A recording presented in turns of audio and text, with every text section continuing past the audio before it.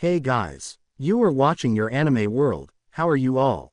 Please support to subscribe this channel for watching new interesting stories. So in this video, we will see what if Deku was quirkless and roasted entitled heroes. Here is short summary. Pro hero Ground Zero decides to check out the new coffee shop that popped up on his patrol route. The last thing he expected was to see Izuku Midoriya, the kid he used to bully in middle school, standing behind the counter. What he expects even less are the weird and warm feelings in his chest when he sees the person Midoriya grew up to be. But before we start, if you want more stuff like this, then be sure to subscribe and like this video. And if possible, share this video with your friends. Now let's start the story.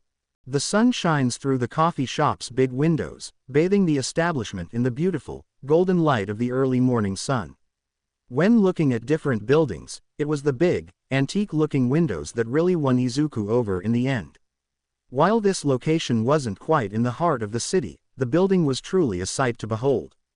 As far as renovations went, a lot of work had to be done on the building before Izuku could even think about opening up for business.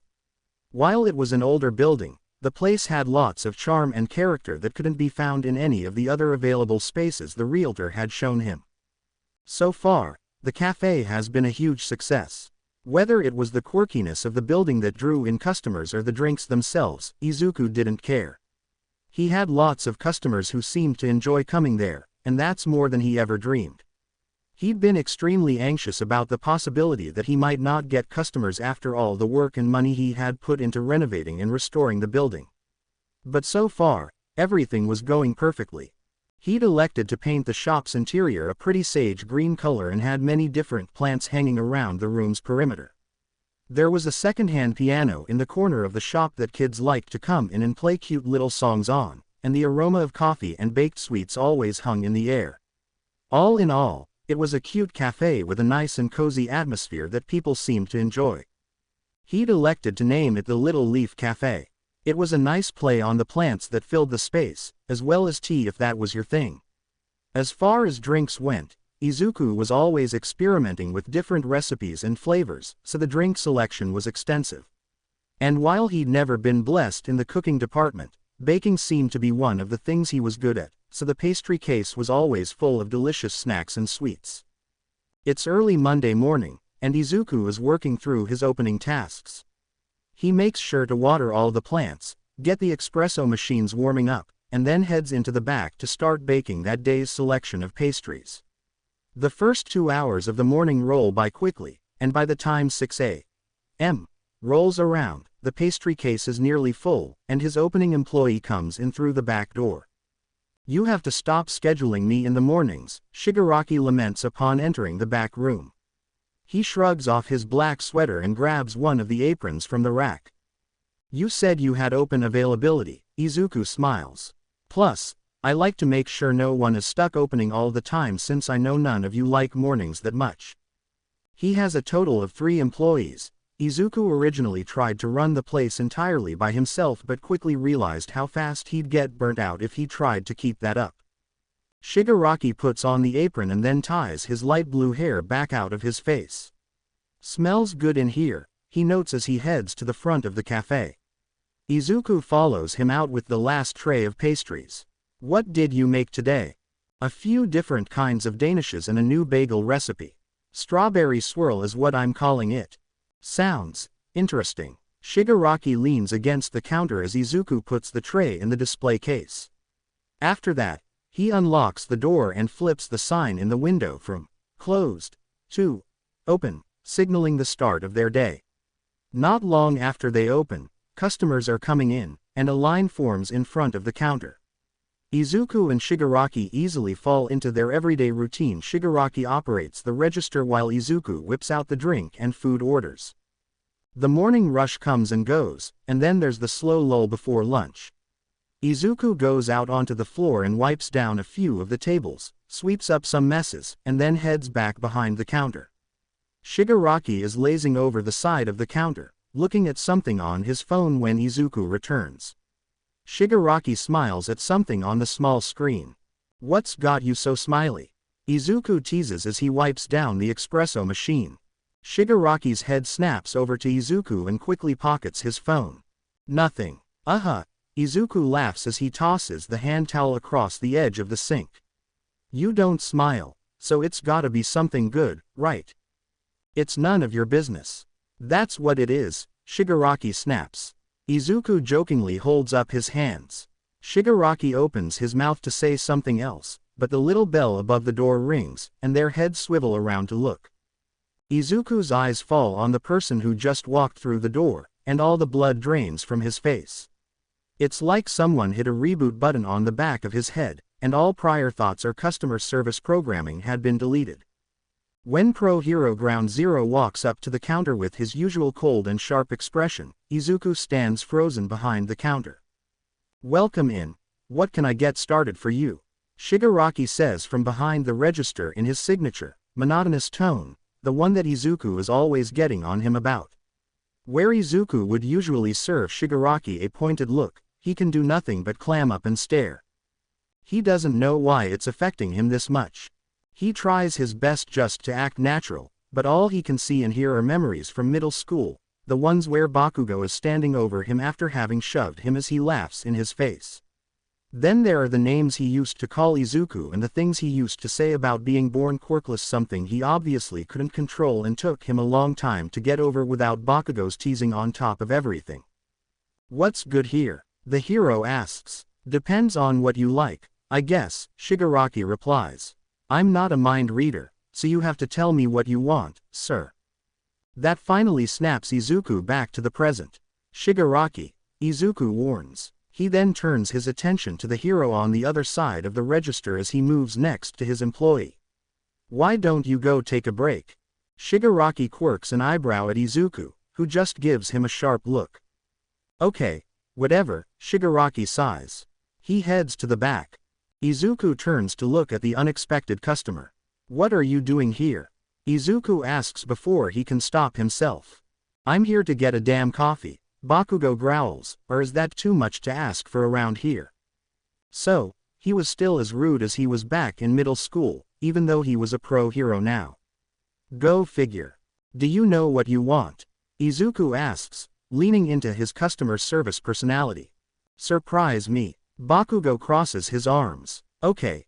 Izuku smiles. Give me just a few minutes, then. Izuku tries to recall what he remembers about Bakugo's tastes. If he remembers correctly, he was never a fan of sweeter things. Izuku elects to make him a dark chocolate mocha, which is already pretty unsweet by itself, but he throws in some of the spices he usually puts in Mexican hot chocolates, making it even more savory. When the drink is done, he turns around and slides it across the counter. Bakugo eyes the drink in front of him for a second with an odd look before picking it up. How much do I owe you? It's on the house, Izuku says, his voice tight. He tries to smile again, but he can only draw his lips into a thin line. Bakugo raises his eyebrows. Thank you, he says. He raises the to-go cup to his lips and takes a small sip. Izuku holds his breath. In his head, he can already imagine the insults that Bakugo has loaded up. He doesn't know how Bakugo found him after this long or if this was intentional. After graduating and moving on to high school, he had hoped that he wouldn't have to see Bakugo ever again, save for the news and the tabloids, seeing as he was now a pro hero. Bakugo had made it everyone's business back then that he was aiming for the top. That only meant that Izuku had been plagued to see his middle school bully's face plastered everywhere, rendering him unable to forget. Izuku watches Bakugo closely as a surprised look flashes across his face for what must be less than a second before his usual scowl falls back in place. This is actually really good, Bakugo says. Izuku wanted to take it as a compliment, but he couldn't help but note the belittling undertones to the statement, as if the blonde had expected it to be terrible. I'm glad you like it, Izuku forces out. He doesn't know why he had to try the drink in front of him. All he wants is for Bakugo to leave. Bakugo finally turns and heads for the exit. Thank you for the coffee, he says on his way out. See you around, nerd. Izuku lets out a breath he didn't know he'd been holding. What, see you around, what the heck did he mean by that? Maybe he really did like the drink. Izuku couldn't tell. Whenever they were kids, Izuku had been able to read Bakugo pretty well. But as soon as Izuku got diagnosed as Quirkless, the chasm between them grew at a pretty steady rate, and they'd never been close again. He couldn't read him anymore, so he really didn't know what to think. He just hoped that Bakugo didn't intend to become a regular. There was no way he'd be able to handle that kind of tension on a daily basis. The door to the back swings open, and Shigaraki makes his way over to Izuku. "I was totally eavesdropping," Shigaraki says. "I'm really curious to know what that was about." Izuku sighs, audibly, dramatically. Katsuki's morning starts out as a total shit show. He always rides his motorcycle to work in the morning, but for some stupid-ing reason, the stupid thing won't start. So not only does he have to walk to work, but he's going to be late.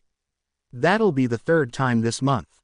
He can already hear the earful he's going to get from Endeavor when he finally gets into work. With his hands in his pockets, he heads down the street, keeping a brisk pace, all while trying to avoid the prying eyes of random citizens who recognize him as Ground Zero. He's still a relatively new hero, only having debuted a little over a year ago, but he had his crazy fans, just like every other pro. On his way to the agency, he spots a cafe ahead that he hadn't noticed before. He reads the sign, which reads, "The Little Leaf Cafe." This definitely wasn't here last time he had to walk to work. Katsuki has yet to find a coffee shop that could actually make a decent drink, so he figures he might as well give this one a try. Normally, he wouldn't stop for coffee on the way to work, but he can't be late twice at the same time, he thinks to himself. Might as well stop. He immediately regrets his decision the minute he steps through the door. He locks gazes with a familiar set of green eyes from across the room, and it takes everything inside him to act normal. He approaches the counter. The cashier gives him a half-hearted greeting, which Katsuki totally overlooks. He balls his hands into fists at his sides and tries to keep a neutral expression on his face. It's Izuku-ing Midoriya. Yeah, the same Midoriya he used to bully back in middle school. He's probably one of the few people who could totally ruin his hero career if he really wanted to. If anyone knew the things that young Katsuki used to do and say to people, they wouldn't want him as a hero.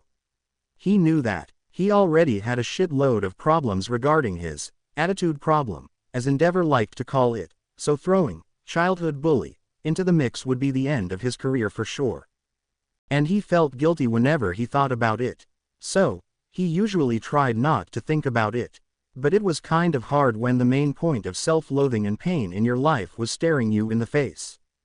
And Izuku was ing hot. What the hell? He'd be stupid to try and deny that the nerd was attractive.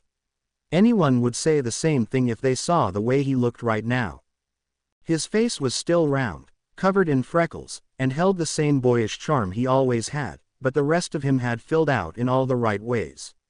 He was still shorter than Katsuki by quite a bit, but there was definitely some muscle under that button-up polo and awful apron. He could see it in the twerp's arms as he gripped the edge of the counter as if to steady himself.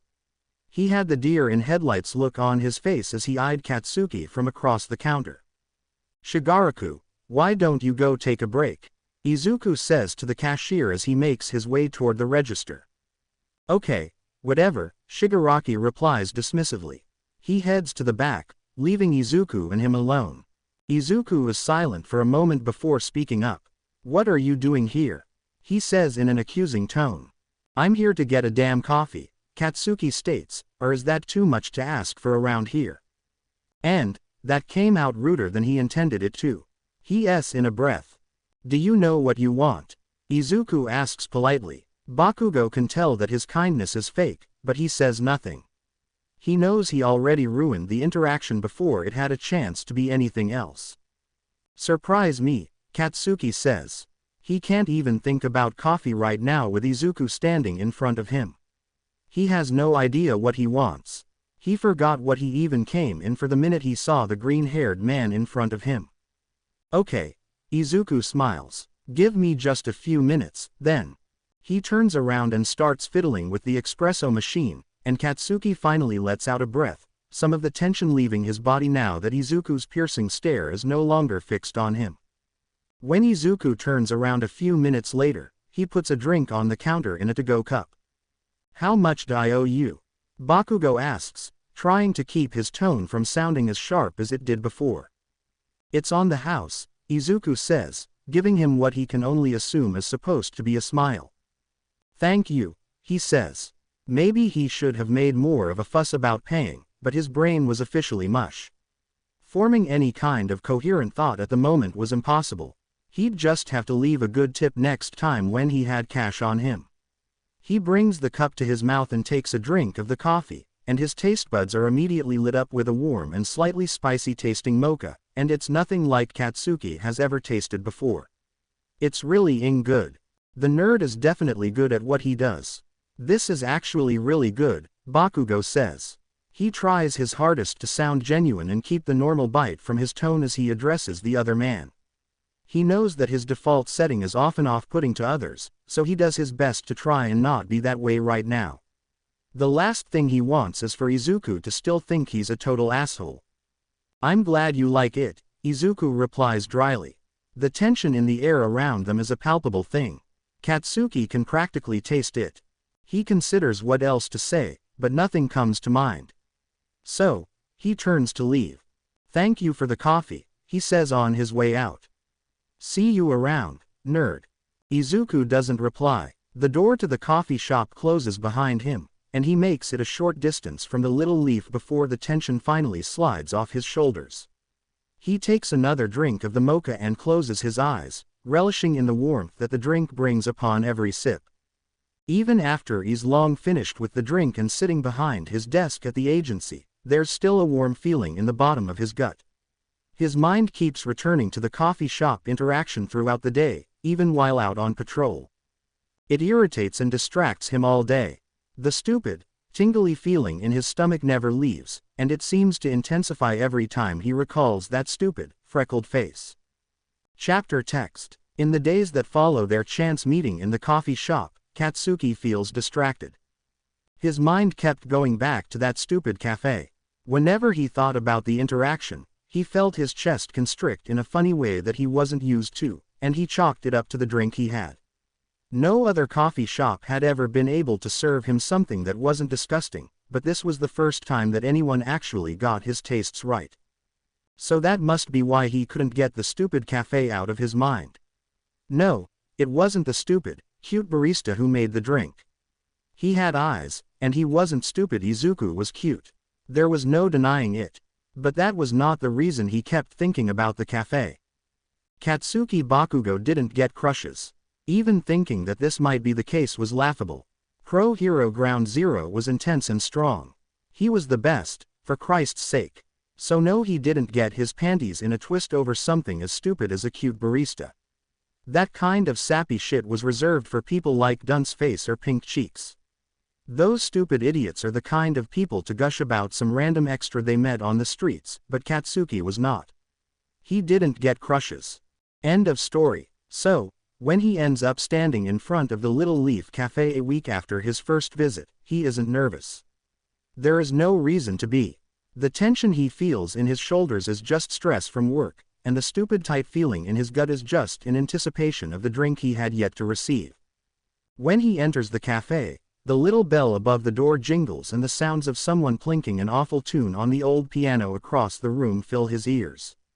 It's a terrible version of Twinkle, Twinkle, Little Star.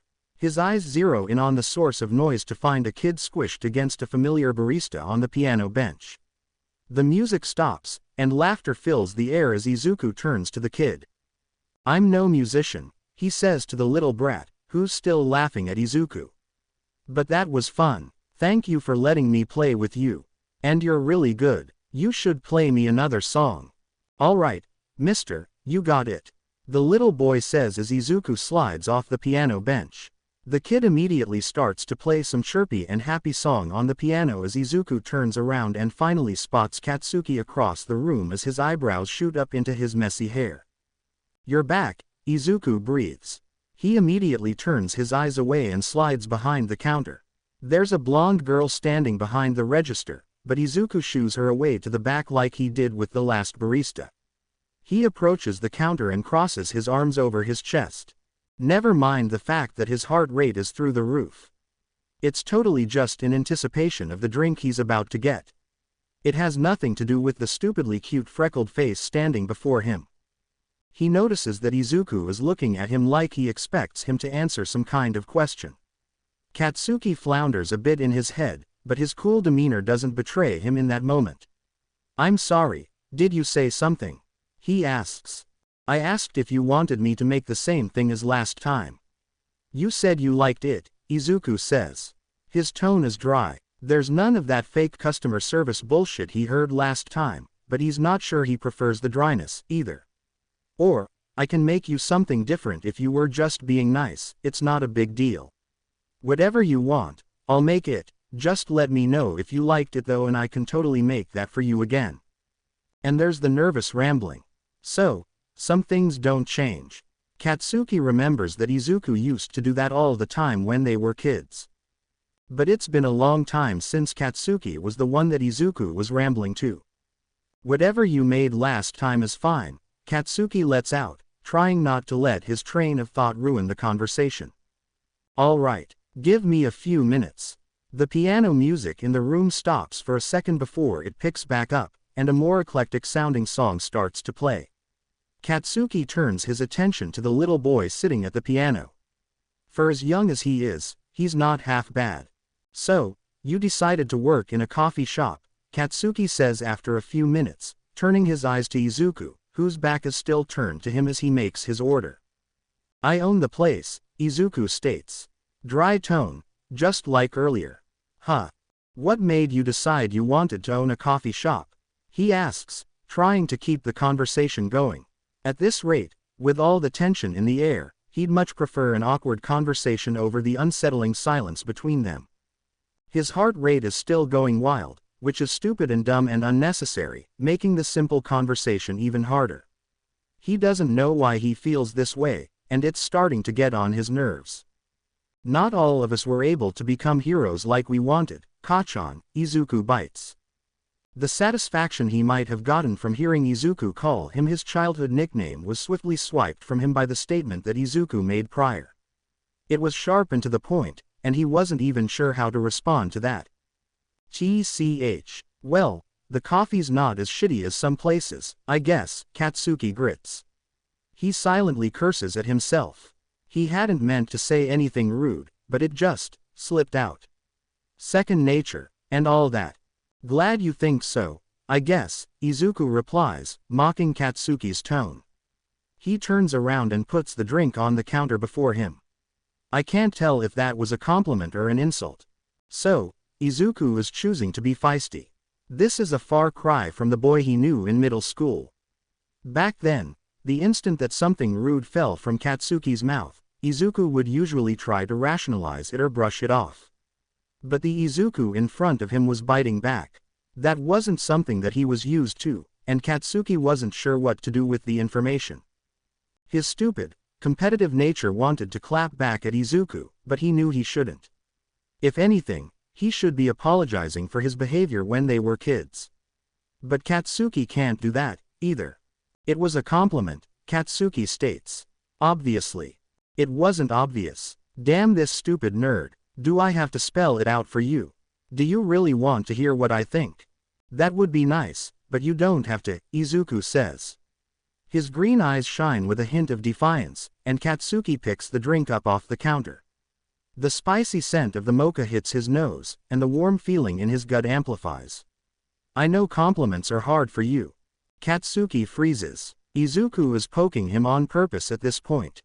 There's no other way of looking at it. He brings the drink to his lips and takes a sip. The flavor hits his tongue, and it's just as good as last time. Katsuki's eyes never leave Izuku's as he taste tests the drink, nor when he speaks. "It's the best coffee I've ever had, Deku," Katsuki says. Izuku's eyes narrow, and he crosses his arms over his chest. He quirks his eyebrow at the barista. He hadn't expected him to act so coldly toward an actual compliment. So what the hell did he do wrong this time? "Please don't call me that." Oh, Katsuki hadn't even intended to call him that. It just sort of slipped. Force of habit, nothing more. He cringes inwardly, knowing that this interaction is forever dead now, too. There's no taking that back. Katsuki clenches his jaw as he tries to form some kind of apology, but no matter how hard he tries, he can't get anything to leave his mouth. That'll be 780 yen, by the way, Izuku says, pointing to the drink in his hand. Katsuki sets the drink down and scrambles for his wallet. He pulls out the cash and hands it to Izuku but also decides to leave a hefty tip in the jar on the counter. Izuku says nothing about this, no thanks or anything. Izuku remains silent as Katsuki picks his drink back up and makes a swift exit. Izuku is now frustrated. He'd been mentally preparing in case Bakugo had decided to make another appearance, and he thought he had it handled. But then he had to go and call him by that stupid nickname, and all it did was bring up a bunch of memories he'd rather forget. It made him freeze up. He was holding his own in that conversation pretty well, but as soon as that nickname came out, everything he was working so hard to portray crumbled around him almost as fast as a Nature Valley granola bar. No one likes Nature Valley granola bars. If they did, they were stupid. And Izuku didn't even know why he couldn't stop thinking about the silly granola bars now. The door behind the counter swings open, and Toga steps out from the back. Well, that was something, she chimes. Izuku sighs. Yeah. What crawled in and died in your coffee this morning? I don't think I've ever seen you act so rudely to a customer before, she says as she leans against the counter. Izuku picks up a rag and starts to wipe down the espresso machine, trying to do anything to calm the stupid nerves in his body from seeing the blonde again. That guy used to bully me in middle school. Oh, Toga says, her eyebrows shooting up. Why do you think he came here? He seemed kind of rude but also kind of nervous. His heart rate was like, through the roof. I could smell his blood all the way from the back, and he was definitely nervous. Think he's trying to reconcile or something? It definitely didn't feel that way, Izuku replies, ignoring the weirdness of her statement. When it came to Toga, he learned it was best not to question things too much, even with as interesting as her quirk was. There was a time when he'd be all over something like that, asking all sorts of questions. When he was a kid, he always wanted to be a hero, but after failing the entrance exams for UA, he swiftly retired from that dream. He decided it was best not to rub salt in the wound by keeping up his quirk analysis hobbies. All it did was make him think of the reason he started doing that in the first place, and that was something he'd rather forget and move on from. And as far as Bakugo went, retribution wasn't it at all, but he could not figure out what that interaction meant for the life of him. Everything that Bakugo said was laced with his familiar venom, even if the words themselves weren't so terrible. He really couldn't tell why he came back. 3 days later, Katsuki still couldn't get that stupid cafe out of his mind. It frustrated him to think about it at this point, and whenever the memories started replaying themselves behind his eyelids, he audibly grumbled. He couldn't figure Izuku out, and it was bothering him. Well, maybe it was the fact that he did have him figured out that was bothering him. It was understandable that Izuku would have a grudge against him. But from what he remembered about Izuku from their childhood, grudges really didn't feel like something Izuku frequently kept. If anything, he might have expected Izuku to pretend nothing had ever happened between them at all. Bakubro, man, you feeling alright? Hiroshima asks from across the table, pulling Katsuki back into the present. He was currently having lunch with shitty hair and dunce face. God knows why he agreed to it in the first place, and he couldn't keep himself present enough to hold a conversation with them. This is how it's been for him ever since he decided to visit that stupid cafe. Even things as simple as lunch with his friends were becoming a chore. He was more irritable than average, which also affected his work. He was getting reprimanded for his attitude toward civilians more than normal, which said a lot. He already got reprimanded for that on a normal basis, but it was becoming more of a frequent thing. He couldn't help it that he snapped at stupid people, poking their heads where they didn't belong. He just wanted to do his job, do it well, and go home. But no, instead, his mind was plagued with a stupid green-haired barista and memories of their history, making him feel shittier than he usually did. I'm feeling just fine, shitty hair, Katsuki barks. Fine. So keep your nose out of my business. Whoa, man, Hiroshima says, lifting his hands in defense. Didn't mean to get on your nerves there. I was just checking in. You're quieter than normal. You've got that look on your face, too, Kaminari adds. What-ing look? Katsuki growls, leaning forward, gripping the edge of the table aggressively. You know, the one you make when you want something to die, as you put it, Dunce Face replies with a grin. Katsuki audibly growls and leans back in his chair. Look, bro, I'm just looking out for you, Kirishima reiterates. He folds his hands together on top of the table. You've been way angrier than normal, which is kind of a lot. You're already a pretty angry person. I'm not angry. No, the redhead asks, raising his eyebrow. Then what is it? It's none of your business is what it is. Kirishima sighs. I'll stop poking then, but if you have something you want to talk about, I'm here for you, bro. Same goes for me, Kaminari adds through a mouthful of rice. Katsuki scrunches his nose in disgust. He sighs inwardly. He's not about to tell his friends he used to bully someone, and now he doesn't know what to do about it. Or tell them that he can't stop thinking about some barista. He would never hear the end of it if he told them something like that. This wasn't the kind of thing he could just go and tell anyone. That night, when Katsuki gets home, he toes his shoes off at his apartment door and flips on the light. The space is quiet and clean, like always. He's never been big on owning many material items, save for a few All Might collectibles here and there, so the apartment itself is pretty minimalist. It's a smaller apartment, only holding the things he really needs. It does have a nice kitchen, though, which was one of the main things he was looking for when apartment hunting. He's not usually into eating takeout or convenience store food all that often, so having a space where he could prepare his own food and do meal prep was a must. Once ready for bed, he flops on his mattress with his hands behind his head. He stares off into the ceiling and finally allows his mind to run freely. Of course, the first thing his mind pulls to the forefront is Izuku and his stupid freckles. His pulse picks up just at the thought of the stupid nerd. The coffee there was good. That's all this is. He's just excited that he finally found a place that can make a decent mocha. There's nothing else to it besides that, he tells himself. The weird feeling in his chest when he thinks of Izuku isn't about him. It's just about the coffee he makes. It has nothing to do with his stupidly cute freckles or the fact that he's still as pretty as he was when they were kids. Yes, Katsuki always found the nerd to be pretty. Sue him if you must. This feeling has absolutely nothing to do with his big, beautiful green eyes, the way his forearms flex when he operates the espresso machine, or the infectious smile that he had on his face when Katsuki entered the coffee shop, when he was playing the piano with the little brat. No, the stupid, tingly sensation he has in the pit of his stomach has nothing to do with Izuku. Katsuki groans and sits up on his mattress, swiping his hands over his eyes, trying to erase the images from his brain.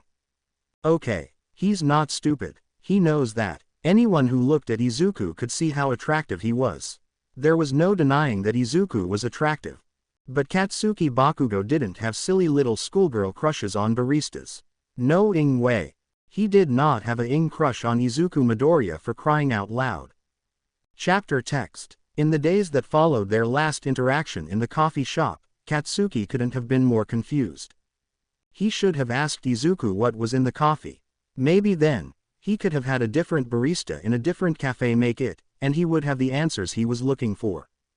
It was a rainy day, which already had him pissed off. Colder weather always meant slower starts, and with all his various healed injuries from the job, his body tended to ache in the cold. Ever since he was a kid, he always hated the rain. With his mood already soured, he decides to forego coffee that morning, but he can't decide whether that is the right choice. Now, he doesn't have any caffeine in his system, and he didn't get to see Izuku like he planned, not that this was a huge goal or anything. He needed the caffeine, too, because he hadn't been able to sleep very well as of late. His dreams have been weird and plagued with a familiar green-haired barista. Never mind the fact that he keeps waking in the mornings bricked up as a motherer from the weird context of his dreams.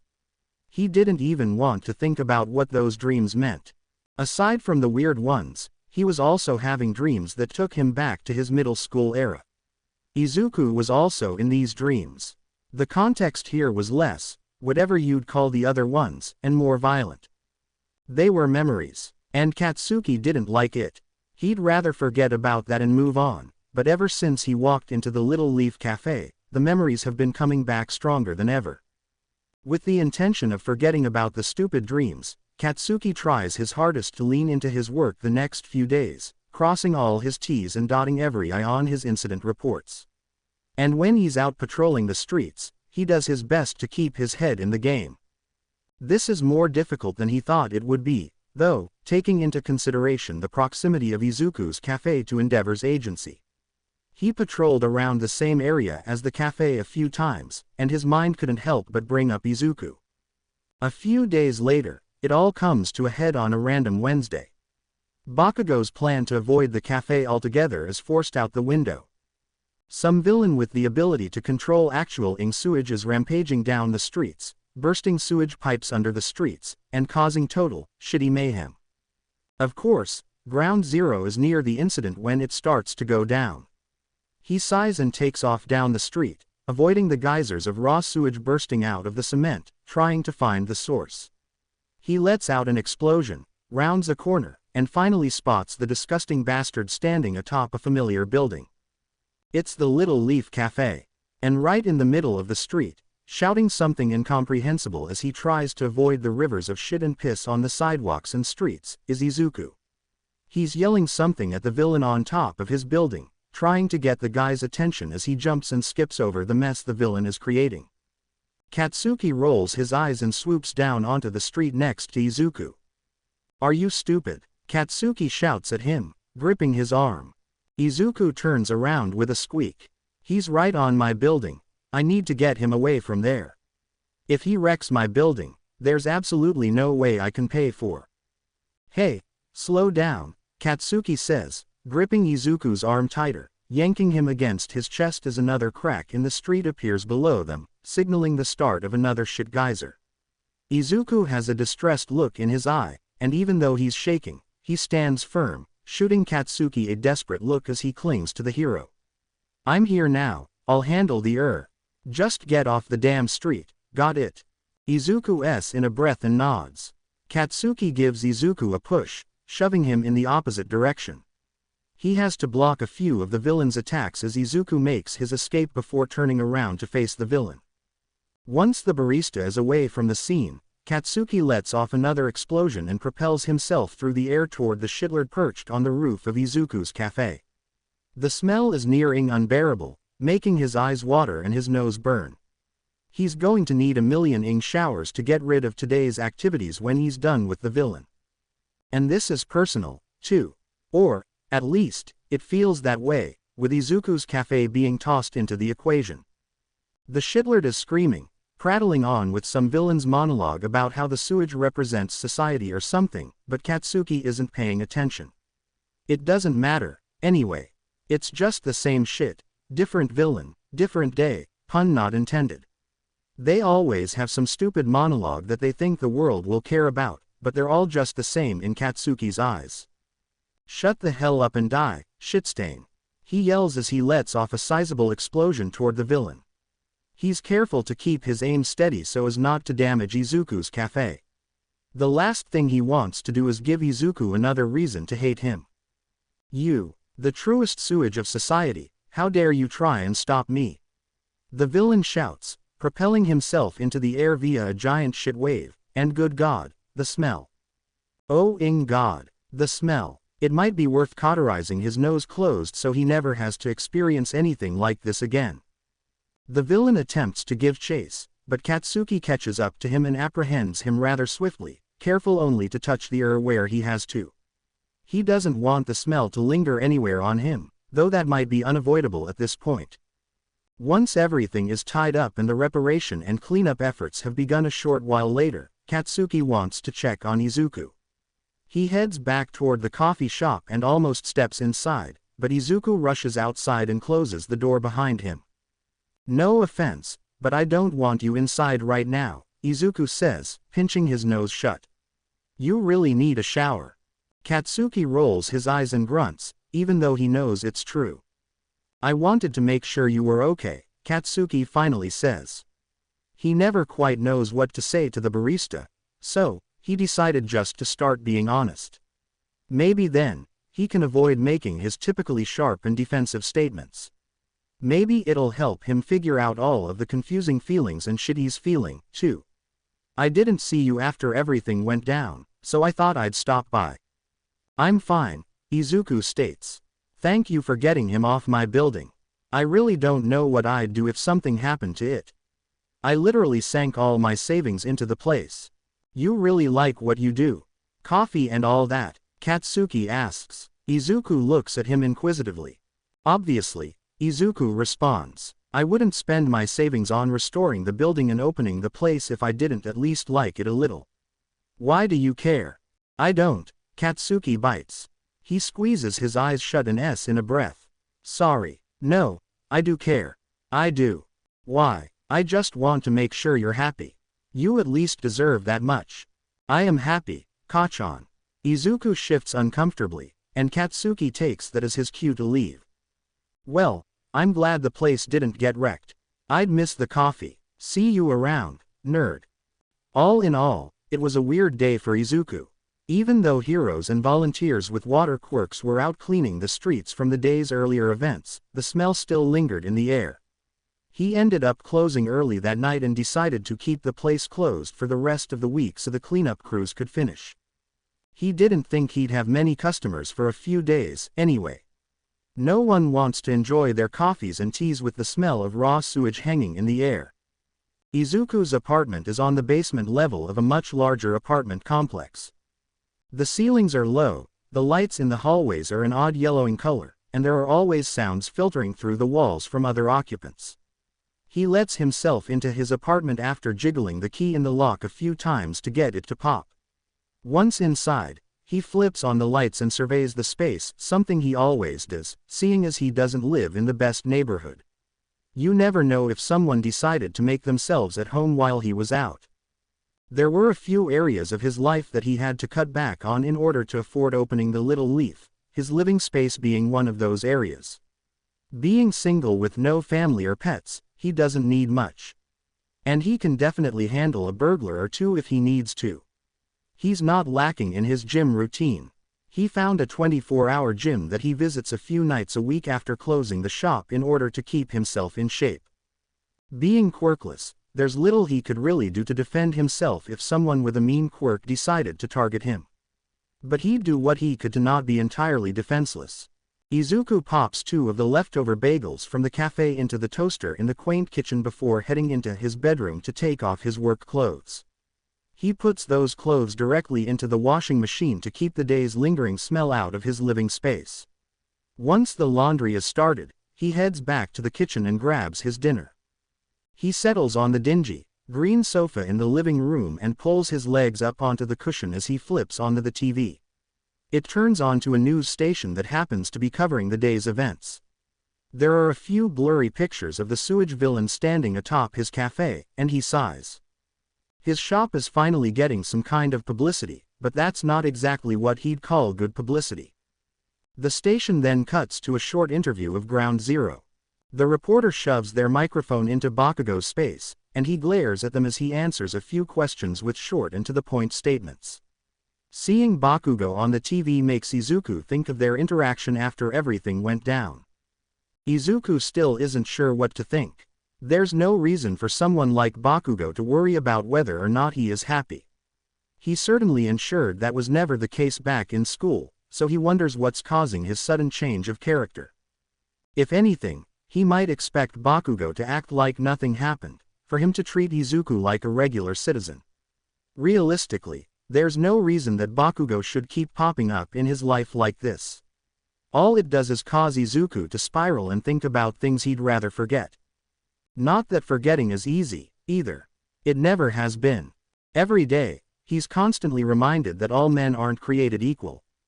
Even when meeting new people and trying to make friends, one of the first questions people always seem to ask is what quirk he has, and the answer always leaves them feeling uncomfortable. When Izuku decided to hire a few baristas to help him run the cafe, that was also hard because no one wants to work for someone who's quirkless. People who don't have quirks are viewed as the lowest members of society, and even people looking for minimum wage work aren't willing to be employed under a quirkless boss. The employees he did hire were great, though, and he couldn't ask for anyone better. He currently employs 3 people, all of whom know each other outside of work. He got Himiko Toga first. She was there for a whole month while Izuku tried and failed to hire others. When she mentioned having friends who might be willing to take the openings, Izuku quickly agreed to give them interviews. That's how he ended up with Tamura Shigaraki and Jin Bubeguera. They were all a little bit odd, but Izuku didn't mind. He was a bit odd, himself. Each of them came with their own challenges, too. Toga was great and did the job well, but sometimes said things that weirded people out. Other than that, she was great. Shigaraki had an attitude problem in general but did the job well. So what if he was a little dry? It was all right. He could make a mean matcha tea. Bubeguera was a great guy but definitely wasn't suited for handling customers. Izuku and the rest of the staff understood him and how he spoke well enough, but the customers didn't. He quickly learned to keep Bubeguera away from the customers, schedule with someone else, and to never let him run the register. Other than that, he was a model employee. Once Izuku's leftover cafe bagels are gone, he flips off the TV and heads to the kitchen to drop off his plate. A few other dishes are in the sink, but he's tired and decides it could wait. He pads across his small apartment and heads to his bedroom. After flipping between social media apps for a good while, he decides it's time to try and get some sleep.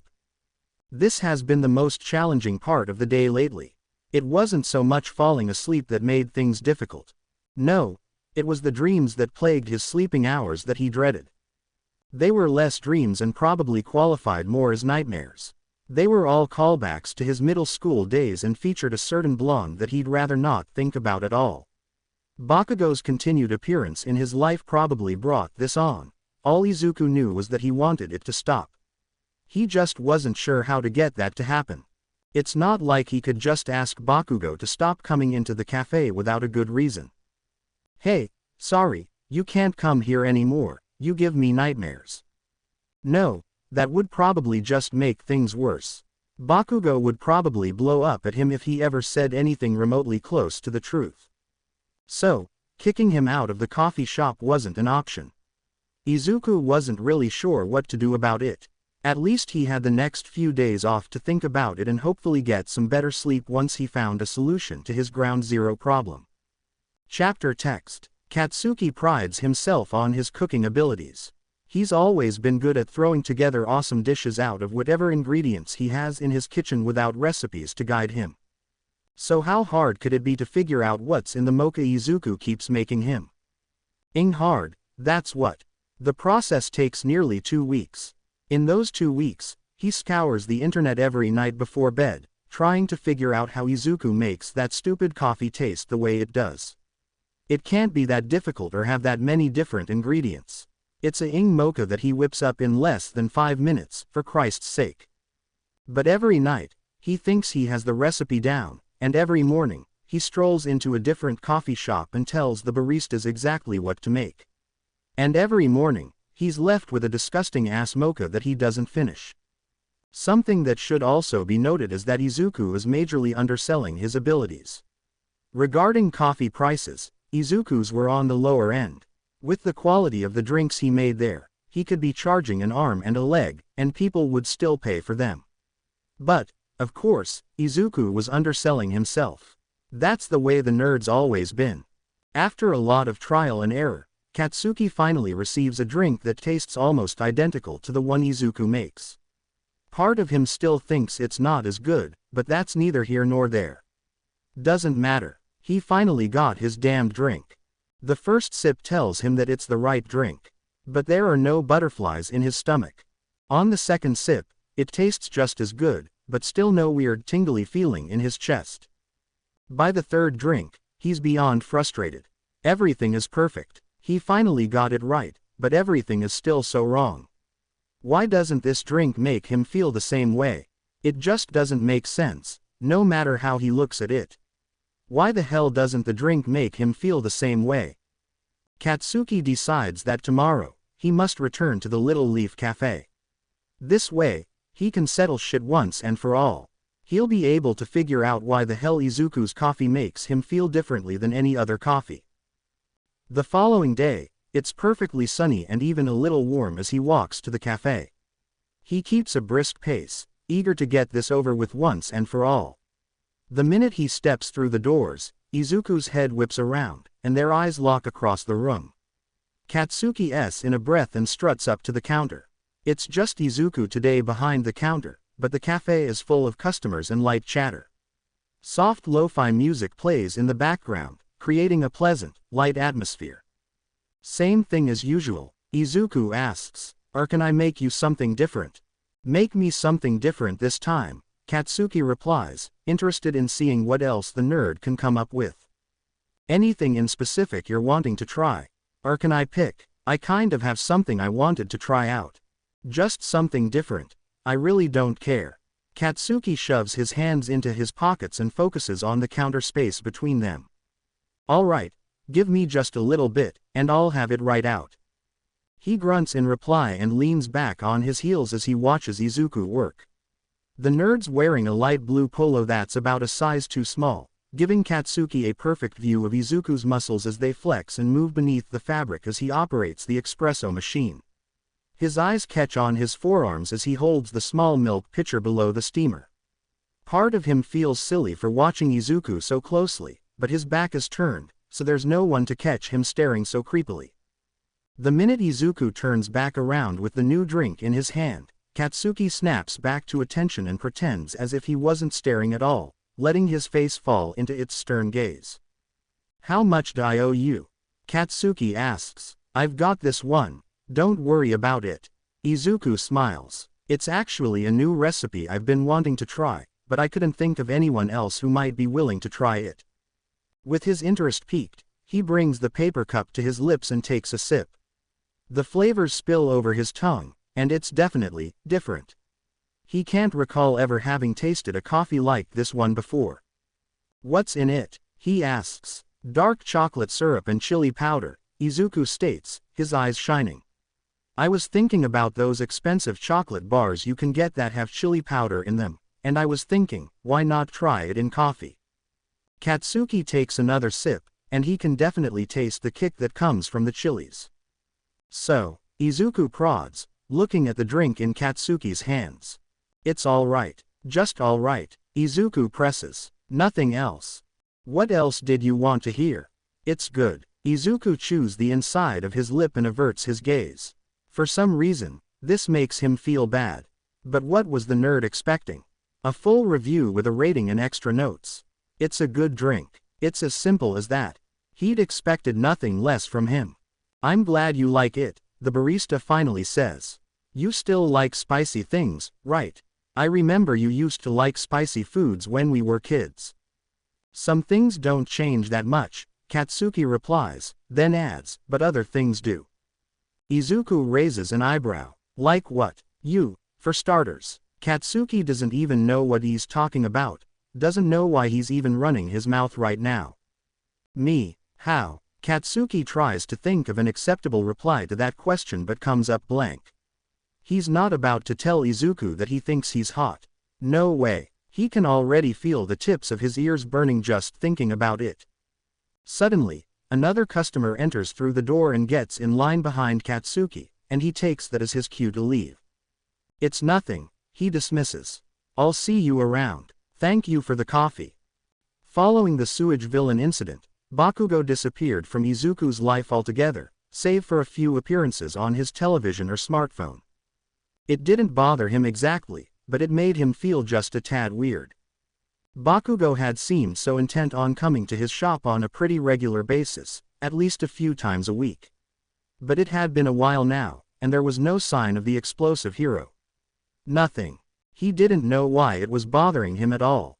Wasn't he just saying to himself that he needed to figure out a way to get the hero to stop coming there? So why was he feeling weird about the fact that he wasn't showing himself? It didn't make sense. But then again, nothing seemed to make sense when it came to Katsuki Bakugo. The adult version of the kid he used to know was a complete enigma. He still had all the bark and bite, but it was almost as if someone had taken him and smoothed out a few of the sharper edges. He didn't seem as intent on giving Izuku a hard time. If anything, he'd been Bakugo's version of polite and friendly, and it was throwing him for a loop. His obsession over Ground Zero became palpable when Izuku was in the grocery store one night after closing down the cafe. He was perusing the candy and sweets aisle when he came across a section of fancy chocolate bars because sometimes, he liked to look and see what kinds of sweets were being sold to develop new ideas for his menu. When he stumbled upon a dark chocolate bar with chili powder, it instantly made him think of Bakugo. There wasn't much of a market for spicy coffees, so there really was no excuse when Izuku purchased a bar of the weird chocolate and took it home that night to taste test. He rose abnormally early the following day to give himself time to turn that flavor into a drink, all with Bakugo in mind. He didn't really intend to put a drink like that on the menu, nor did he plan on regularly stocking the ingredients required to make such a drink. But then again, what if Bakugo came back, tried the drink, and liked it? He would have to make sure the drink was always an option in case that happened. He only hoped that the whole thing wasn't a bust. That's mostly why it irked him so much that Bakugo was evading the cafe in the mornings. Izuku had perfected the drink and was prepared to make it for Bakugo. He was genuinely excited and even a little bit nervous about serving it. When Bakugo finally made another appearance and even requested something different, it felt like fate. It felt like a lot was riding on this single mocha. So when he handed it to Bakugo to try, and the blonde had little to say about it, he was disappointed. He was mostly disappointed in himself for expecting anything grand or different to happen because of it. If anything, he felt a little silly. The rest of the day, he felt off. His mind was elsewhere, and he even dropped a drink he'd just made, which never happened. "Everything all right?" Bubeguera asks after the drink is remade and served to the customer, who leaves the cafe looking a bit irritated. Then, he adds, "I don't care about you. You stink." "I'm fine," Izuku tells him. "Just tired." He leans against the counter and lets out a hefty sigh. "You seem a bit out of it today. Get your head in the game, idiot." "It's really fine," Izuku reassures him, turning to give him a smile. As fake as it is, it seems to ease the other barista's mind, who grabs the broom and heads out onto the floor to sweep up a few messes made during the rush earlier that day. Izuku frowns. He shouldn't let something as silly as one interaction affect him like this. It was one drink that someone didn't like. He shouldn't be letting it get to him. He tells himself that it's bound to happen occasionally and just needs to get over it. The test was a failure. Or, maybe it wasn't. All Katsuki knew was that he really enjoyed the new drink. He should have stuck with the same thing and rechecked the baseline for how that drink made him feel before trying something else. Because now, he wasn't sure if it was the drink or not that had him feeling the way he did. He liked both drinks. Both drinks had him feeling a little fuzzy and weird inside. He didn't know how else to describe it. Katsuki sits on his couch in silence, trying to piece everything together. He enjoys the cafe's atmosphere, he supposes. Maybe that has something to do with it. He also knows he enjoys looking at Izuku, but that has nothing to do with the coffee. That was a moot point. Both drinks were good, and both left him feeling weird. He lets out a loud groan and rubs his face, scrubbing away all of the confusing thoughts and feelings. While he's rubbing his eyes out of their sockets, his phone rings on the cushion beside him. He checks the caller ID and groans inwardly before picking up. Dunce face, he greets dryly. "What do you want?" "So mean. And here I was going to invite you to a party." "I don't do parties." "You're going to come to this one," Kaminari states. "Class reunion, remember? I mentioned it a few weeks ago. I wanted to double check and make sure you were coming." "I'm not." "I'll tell Kiri that it's a yes, then." "You better not. Be there or be square, dude." Kaminari hangs up on him. He tosses the phone back down onto the couch and groans again. Spending his Friday evening with a bunch of idiots was not his preferred method of relaxation. But despite what he'd told Kaminari, he was going to go, or at least make an appearance. Last time, he stayed too late and ended up driving home a car full of Waster Pro heroes, who all should have been arrested for improper use of their quirks. Somehow, He always ended up being their designated driver despite his protests. So, he'd just have to make his appearance short and sweet. He goes to bed that night with a mind riddled with unanswered questions, all of which led back to Izuku and his stupid cafe. He was going to have to go back. He had to figure this thing out once and for all so he could finally stop thinking about it. Chapter text. The day was a busy one right from the get-go. There was no Bakugo that day, which bothered Izuku some, but he doesn't dwell on it. There was no time, not with the line out the door that they'd had all morning. They finally reach a slight pause between rushes mid-afternoon, and Toga takes that opportunity to step into the back for a break, leaving him at the counter alone. He lazes against the counter to relax, but the moment he does, the little bell above the door rings. Moving back into a standing position, he turns to greet the customer. "Hi." Well, he cuts himself off mid-sentence when he sees who it is. As much as Izuku likes to say he doesn't care about heroes anymore, it still doesn't stop him from fangirling whenever he sees one in person. "Hey, there," says the hero. "Chargebolt." Izuku breathes. "Oh my gosh, hello, what can I make for you?" "It'll be on the house of course. I can make you anything you want." The hero gives him a quick up and down glance as he struts over to the counter. "You can call me Kaminari if you want," he says. "Cuties like you shouldn't have to call me by my hero name." He winks, and Izuku immediately feels a blush creep up his neck. "Right, okay.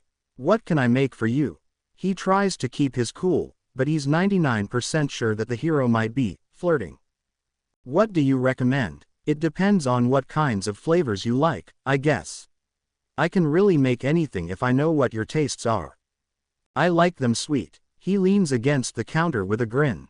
"Strong, by the looks of it, and maybe a tad fruity." Izuku blushes hard. "So, like tea?" "Maybe. Whatever you make, I'm sure I'll love it." He chuckles and gives Izuku a thumbs up. Tea it is. He turns around and starts to make the drink.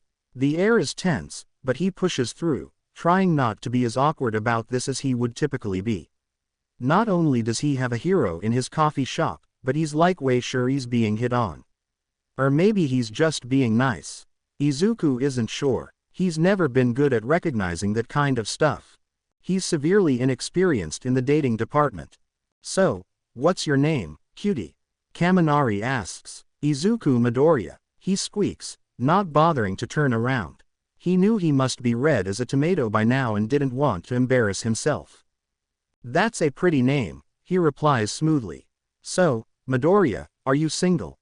Dang, that's forward. Now he knows for sure he's being hit on, and he's not quite sure what to say or do about it. While he's flattered, he's not interested. He hardly has time for himself right now, so even considering the idea of dating seems like a joke.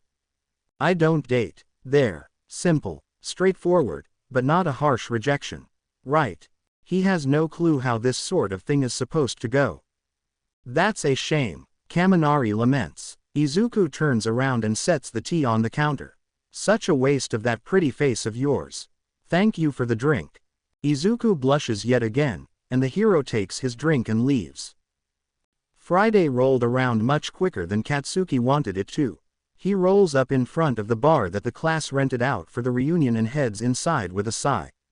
Light chatter flits about the room, soft music plays over the speakers, and a number of the class is already present.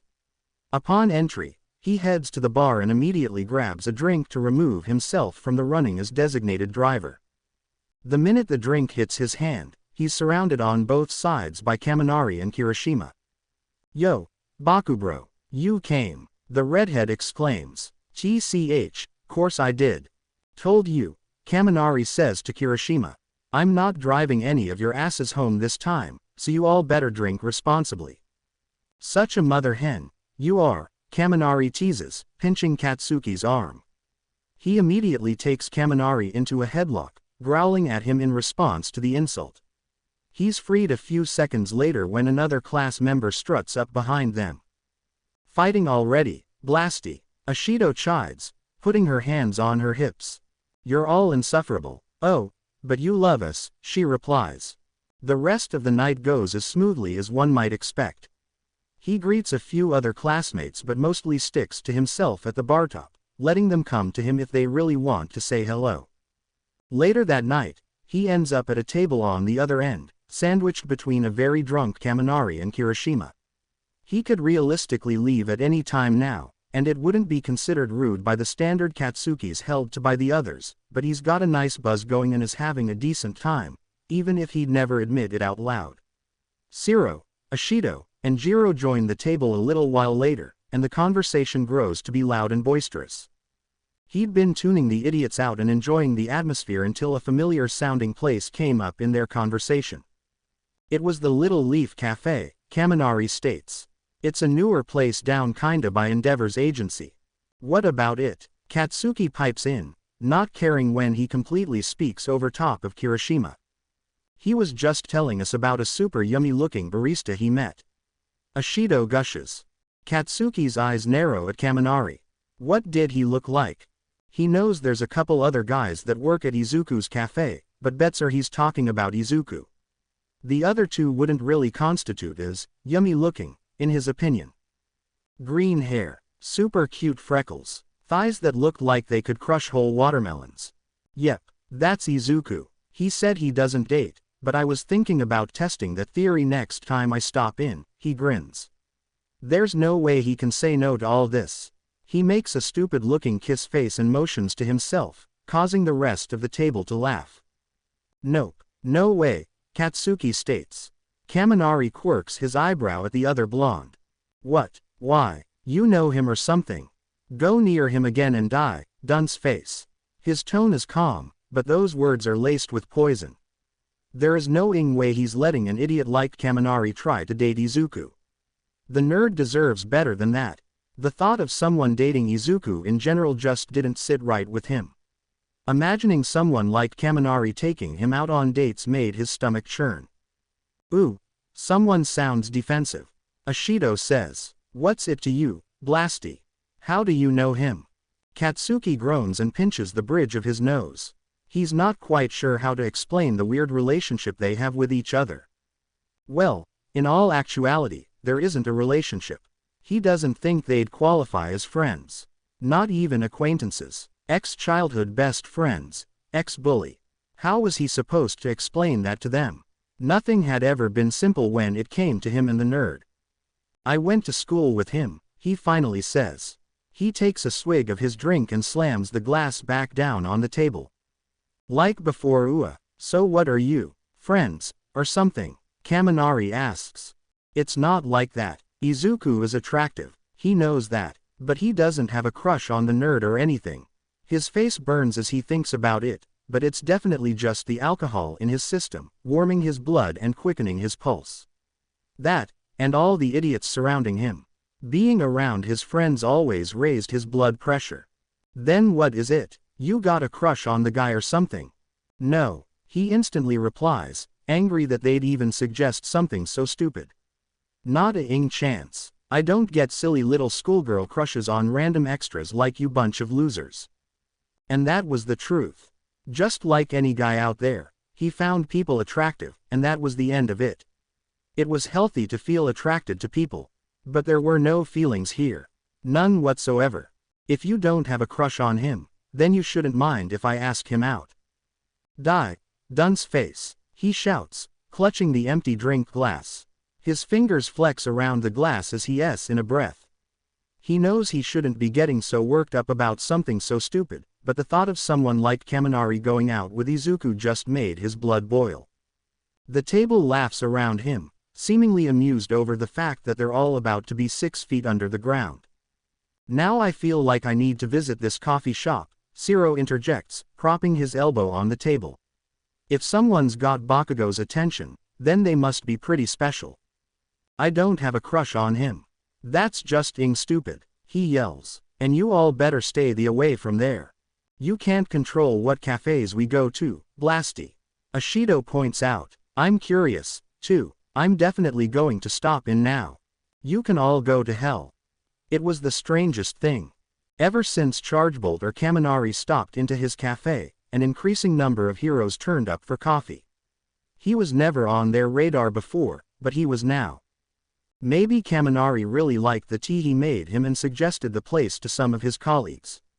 It's nice to think that his drinks are becoming popular with local heroes. So far, he's met the heroes Pinky, Cellophane, and Earphone Jack. Izuku knows that all these heroes graduated in the same class at UA, so there was an obvious connection there. He was being talked about in some regard between heroes, and the thought that he might start receiving more high-profile traffic put a smile on his face and a spring in his step. It definitely became a notable pattern when Red Riot decided to stop in, too. Izuku welcomes him in with a smile. He's less flustered by seeing heroes in his shop now, which he supposes is good. Of course, he's still fangirling on the inside, but he's getting better at not externalizing the excitement. "What can I get started for you, Red Riot?" Izuku asks. "You can just call me Kirishima, bro," he replies brightly.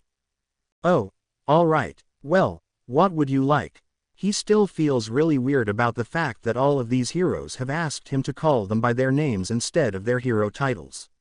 It all just feels a little too personal and a little surreal. Kirishima gives Izuku his order, and he turns around to start making it, but the hero grabs his attention again. "Hey man, can I ask you something?" Izuku pauses for a moment before continuing to brew the drink. He's unsure how to read Kirishima's tone, so he has no idea what he wants. Sure," he replies. "So you know Bakugo, right?" Izuku momentarily freezes and glances over his shoulder at Kirishima before returning to the espresso machine. "Kind of," he replies while he works.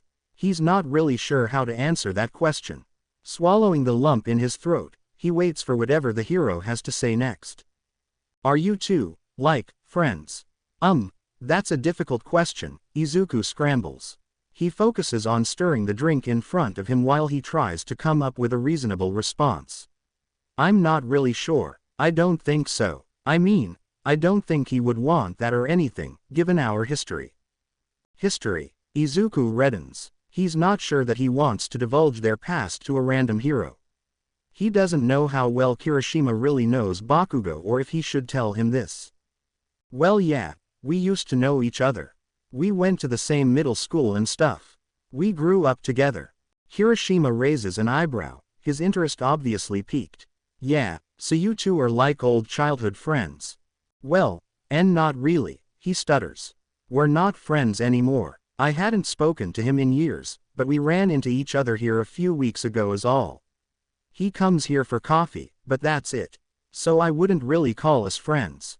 He pops the lid onto the to-go cup and turns around to face Kirishima, sliding the drink across the counter.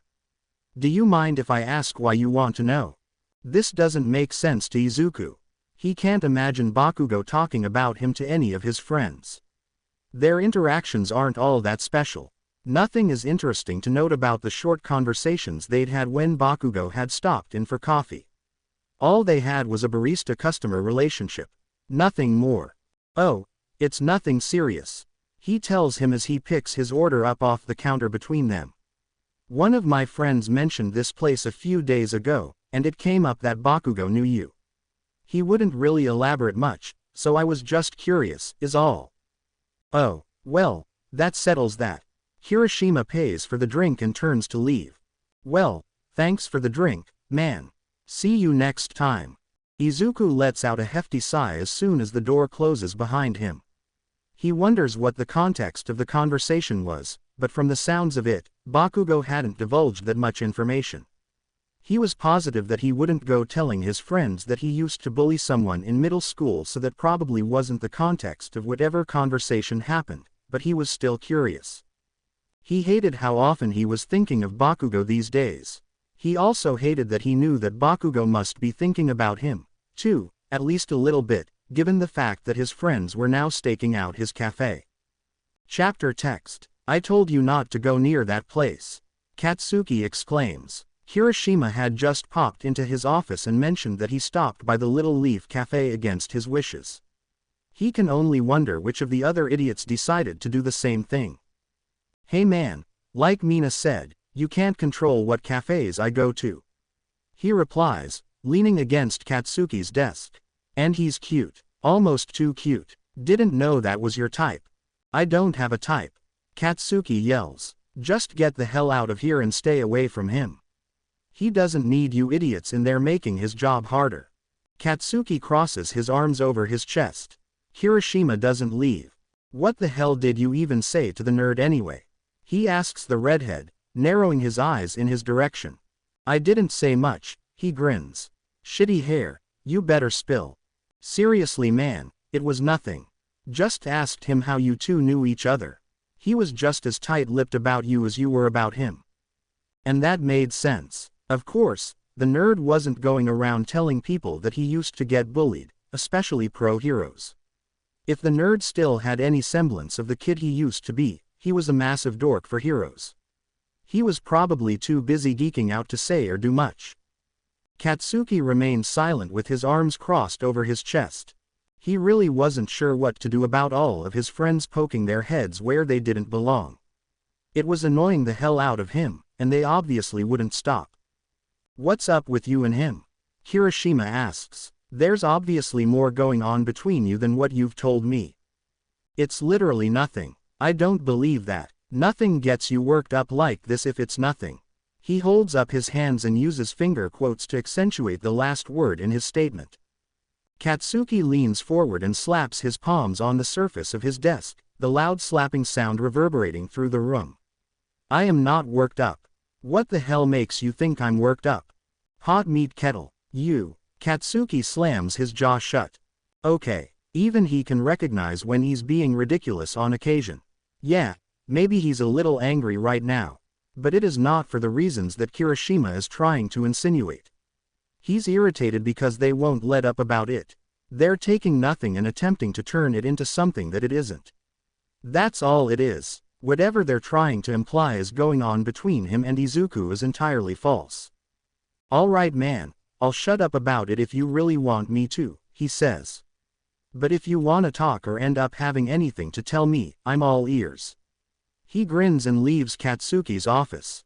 He immediately slams his forehead down on his desk with a thump and lets out a growl of frustration. It's a Sunday, which means it's Izuku's day off. He leaves the cafe in the hands of his employees on the weekends, giving himself Saturdays and Sundays to relax and get things done at home. Of course, he'll always go in if needed or if one of his employees calls him for something. His mind never strays far from the cafe, even when busy with other things. Around noon, his phone rings loudly from the living room while he's attempting to catch up on some cleaning in his bathroom. He slips off the rubber gloves, moves from the kneeling position in front of his tub onto his feet, and follows the ringtone until he locates his phone. It's Toga's name on the caller ID, so he picks it up. Hello, what did you need? He asks. Oh, hi, that totally cute blonde guy is in here asking about you. Thought I'd let you know. Izuku's body instantly tenses up. Bakugo, he asks shakily. He's. No, not the angry one, she laughs. The other one. The skinny one with the lightning bolt looking streak in his hair. He was in here a few days ago, and you saw him. Oh, his face reddens when he realizes his mistake. Of course Bakugo wouldn't be asking about him. Izuku was stupid if he thought that he was thinking about Izuku that much. He left his phone number. Told me to tell you to call him. Oh, he reddens even more. Well, that's certainly something. So, what, are you gonna call him? Izuku scrunches his face and makes a noise somewhere between a squeak and a screech. The fact that a pro-hero is showing interest in him feels absolutely surreal. I don't know. Chargebolt is cute, yeah, but he didn't pique Izuku's interest that much. He thought he wouldn't ask again after the last time, but he was wrong. Kaminari was nothing if not persistent, it seems. I'll text you the number just in case, Zuku. And she does precisely that. 30 minutes later, he's staring at the phone in his hand, the screen stuck on the recently added contact. He isn't sure what to do. It would definitely be rude not to message or call him at all, so he feels like he should at least say something, but he's not sure what that something should be. He opens up a chat with Kaminari and starts to type a message. Izuku. Hey, Toga gave me your phone number. It's Izuku Midoriya. There. He'll send him a greeting, and then tell him he's uninterested. Simple as pie, right?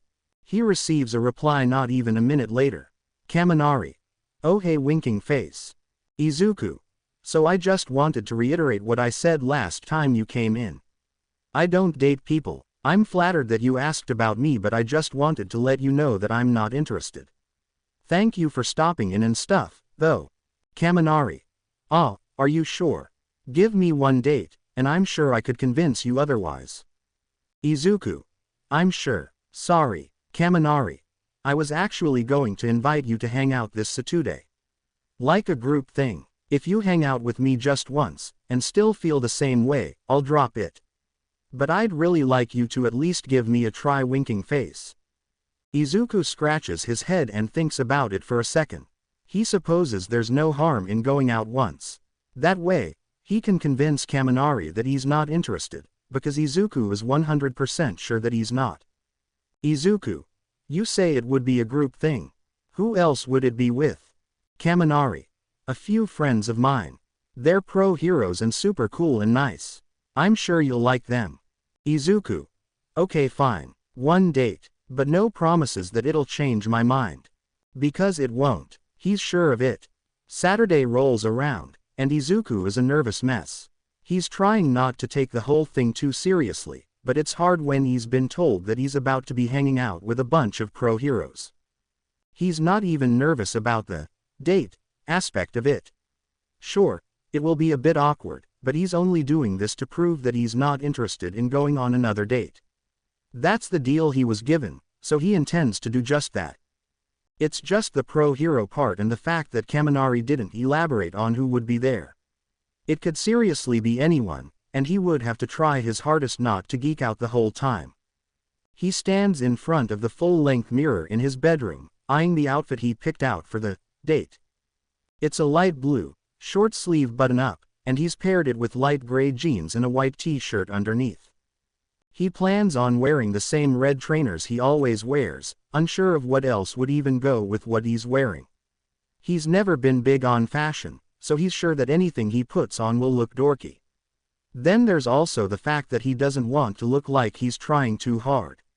He doesn't want to give Kaminari the wrong idea, but he also doesn't want to look like a total geek in front of pro heroes. He's supposed to meet Kaminari at the bar at 6. He checks his phone for the time and heads out of his bedroom, his heart rate picking up as he slides his shoes on and heads out the door. The walk to the bar would have been pleasant, given the nice temperature and light breeze in the air, but Izuku didn't have the mental capacity to enjoy any of it as he trekked toward the meeting location. His nerves were going haywire already. He wasn't sure he would get through this in one piece. When he arrives, Kaminari instantly spots him and waves him over to a table that's already surrounded by other heroes. He spots the heroes Pinky, Red Riot, Cellophane, and Earphone Jack. He spots another familiar face when he gets closer, and his heart instantly leaps into his throat. It's Bakugo. He's seated at the other end of the table from Kaminari with a glare on his face, and he doesn't bother to note Izuku's presence as he takes the empty seat next to Kaminari. Hey, I'm so glad you came, Kaminari says as he sits down. Thank you for inviting me, Izuku replies, his voice slightly high-pitched and shaky. Everything about this situation is making him uncomfortable. There is no way this isn't going to be the most awkward thing in the world. Want something to drink? He asks, sliding a hand onto Izuku's shoulder. He instantly reddens but doesn't make a move to remove the blonde's hand. I'll pay since I'm the one who asked you out. Oh, sure. Izuku replies. He tells Kaminari what he wants, and the blonde leaves the table and heads to the front of the bar to put in the order. I'm Mina Ashido, by the way, says someone to his left. He turns, and it's the hero Pinky. He supposes he should call them all by their names since they're hanging out like this. It might be a little weird if he keeps calling them by their hero names now. You're a cute thing, aren't you? She says, all red in the face and stuff. Makes me just want to eat you up. Hey, Mina, chill out, Hiroshima interjects. Don't wanna scare him off just yet. Izuku looks down at the table in front of him. He's doing everything he can to avoid staring across the table. Bakugo was all glares when he walked in, so he's betting he's not happy to see Izuku here. Yeah, sorry about her, She has no chill, someone else pipes up. I'm Zero, by the way. It's nice to officially meet you, man. Yeah, nice to meet you too. Izuku replies sheepishly. And this is Jiro, though she's a bit on the quieter side, he says, motioning to earphone jack. She looks up from her drink and waves, and Izuku smiles in return. And you know Blasty over there, right? Mina says, motioning to Bakugo. He would have laughed at the on-the-nose nickname, but the minute his eyes snapped up and met the ones across the table, the tension he'd been feeling all night seemed to tighten as if a line had been cast between the two of them and pulled taut. With the narrowed look Bakugo was giving him, he knew that he felt it, too. Oh, well, yeah sort of, Izuku responds after he remembers that she asked him that in the form of a question. Sort of. Well, I mean, it's complicated. He shrugs and grimaces. Bakugo scoffs from the other end of the table and folds his arms across his chest. His eyes never leave Izuku's, his crimson eyes cutting into Izuku like knives. Got something to say, Blasty? Mina shoots. Nothing to say to you idiots, he retorts. Kaminari is just returning to the table, and thankfully, the conversation shifts from that line of questioning. Everything is made even more awkward when Kaminari slips his arm over the back of Izuku's chair as he sits through, causing Izuku to squirm in his seat. After that, the conversation flows for a while, and while Izuku still feels uncomfortable, he slowly starts to loosen up a little, thankful for the drinks that Kaminari keeps buying him. He's careful not to overdo the drinking, though. He doesn't want to make a fool of himself. He even keeps himself from asking embarrassing questions about the hero's quirks and jobs, opting to keep the conversation casual and oriented away from hero work. He's sure they don't want to spend their time off talking about that, anyway. The later it gets, the more everyone seems to loosen up, well, everyone except for Bakugo. Every time Izuku feigns to look in his direction, his eyes are narrowed into slits, staring angrily at him, and he's not sure what to think about that. He doesn't recall having done anything as of late to make him that mad at him. He actually hasn't seen Bakugo look at him like that since they were in middle school, which causes Izuku to shiver. He racks his brain, trying to think of anything he might have done to make Bakugo this angry, but he keeps coming up blank. All in all, aside from Bakugo, things are going well. Kaminari is keeping the touches to a minimum, which makes Izuku happy. It's less to worry about. But he's laughing alongside everyone and getting on with them really well. They share jokes and stories, and it all just feels so natural. Izuku has never made friends easily, so this is really nice. But then, the awkward question people always ask him comes up in conversation. They were talking about school and some of the quirks of their old classmates and stuff, and they thought to ask Izuku that dreaded question. So, Izuku, what's your quirk? Asks Kaminari. Oh, I'm Quirkless, actually, he replies softly, hoping that no one makes a big deal out of it. Oh, he replies, that couldn't have been easy. Izuku stares down at the drink in his hand. No, it wasn't, he swallows. Back in school especially. He recalls his earlier years. He got bullied a lot for being quirkless, not just by Bakugo. It was everyone, really. It's getting increasingly rare to be born quirkless these days, but he was just that unlucky. Did you get picked on for it or something? Kaminari prods. Yo, man, you don't have to talk about that, Kirishima interjects. I bet it's not fun to think about. No, it's fine, Izuku responds calmly. Yeah, I was born quirkless, and yes, I got bullied and stuff for it, but that was a long time ago. I've gotten used to it now. So it's not that big of a deal. Kids can really be so mean. Ashido exclaims. Must have been some pretty shit humans for doing that. I personally know better than to judge someone by that crap. Just the other day, I nearly got my ass handed to me by a villain, and I didn't even learn until after the fact that he was quirkless. A chair scrapes across the floor on the other side of the table, and when Izuku looks up, Bakugo is on his feet and storming out of the bar. Izuku should have just kept his mouth shut. He didn't even think about the fact that Bakugo was sitting right there. He didn't know his friends would say stuff like that, though. It must have been hard for Bakugo to hear. Yeesh, wonder what his deal is. Kaminari remarks. I'll go see what's up with him, Kirishima responds. Izuku feels guilty. He really shouldn't have said that. His friends were so over the ing line. Katsuki steps out of the bar and leans against the brick exterior of the building. He takes a few deep breaths and tries to calm himself down, but he is so exponentially pissed at them right now. Not only did they go against his wishes and go to Izuku's cafe, but Kaminari Ing asked him out. And then proceeded to take him on said date right in front of Katsuki. And then they had the audacity to ask Izuku about his past like that.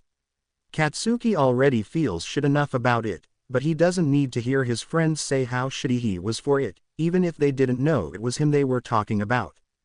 He runs his hands through his spiked hair and closes his eyes, trying to rein in his temper. They know they're pushing his buttons. All of this was on purpose, and that's what he hates about it the most. He just can't figure out why the hell they would do this. What were they getting out of it? Hey, man, Kirishima says, and he snaps his eyes open. Katsuki doesn't respond. You okay, man? Does any of this look okay to you? Why the air you guys doing this? And Ing roping Izuku into this, too, just to piss me off. What kind of stupid, sick game are you guys trying to play? His words don't even cover half of what he's feeling right now.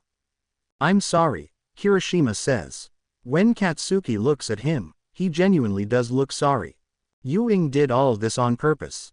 We had no idea it was going to make you this upset. We were only what? Just wanted to torment me. Why? Ing, tell me why. The redhead is silent for a few beats before responding. Honestly, we thought we were doing you a favor. Katsuki's mind reels. In what Ing world did that make sense? He had no clue what they were talking about or how this could possibly constitute as a favor. What? He breathes, his eyes narrowing to impossibly tiny slits as he stares down his friend.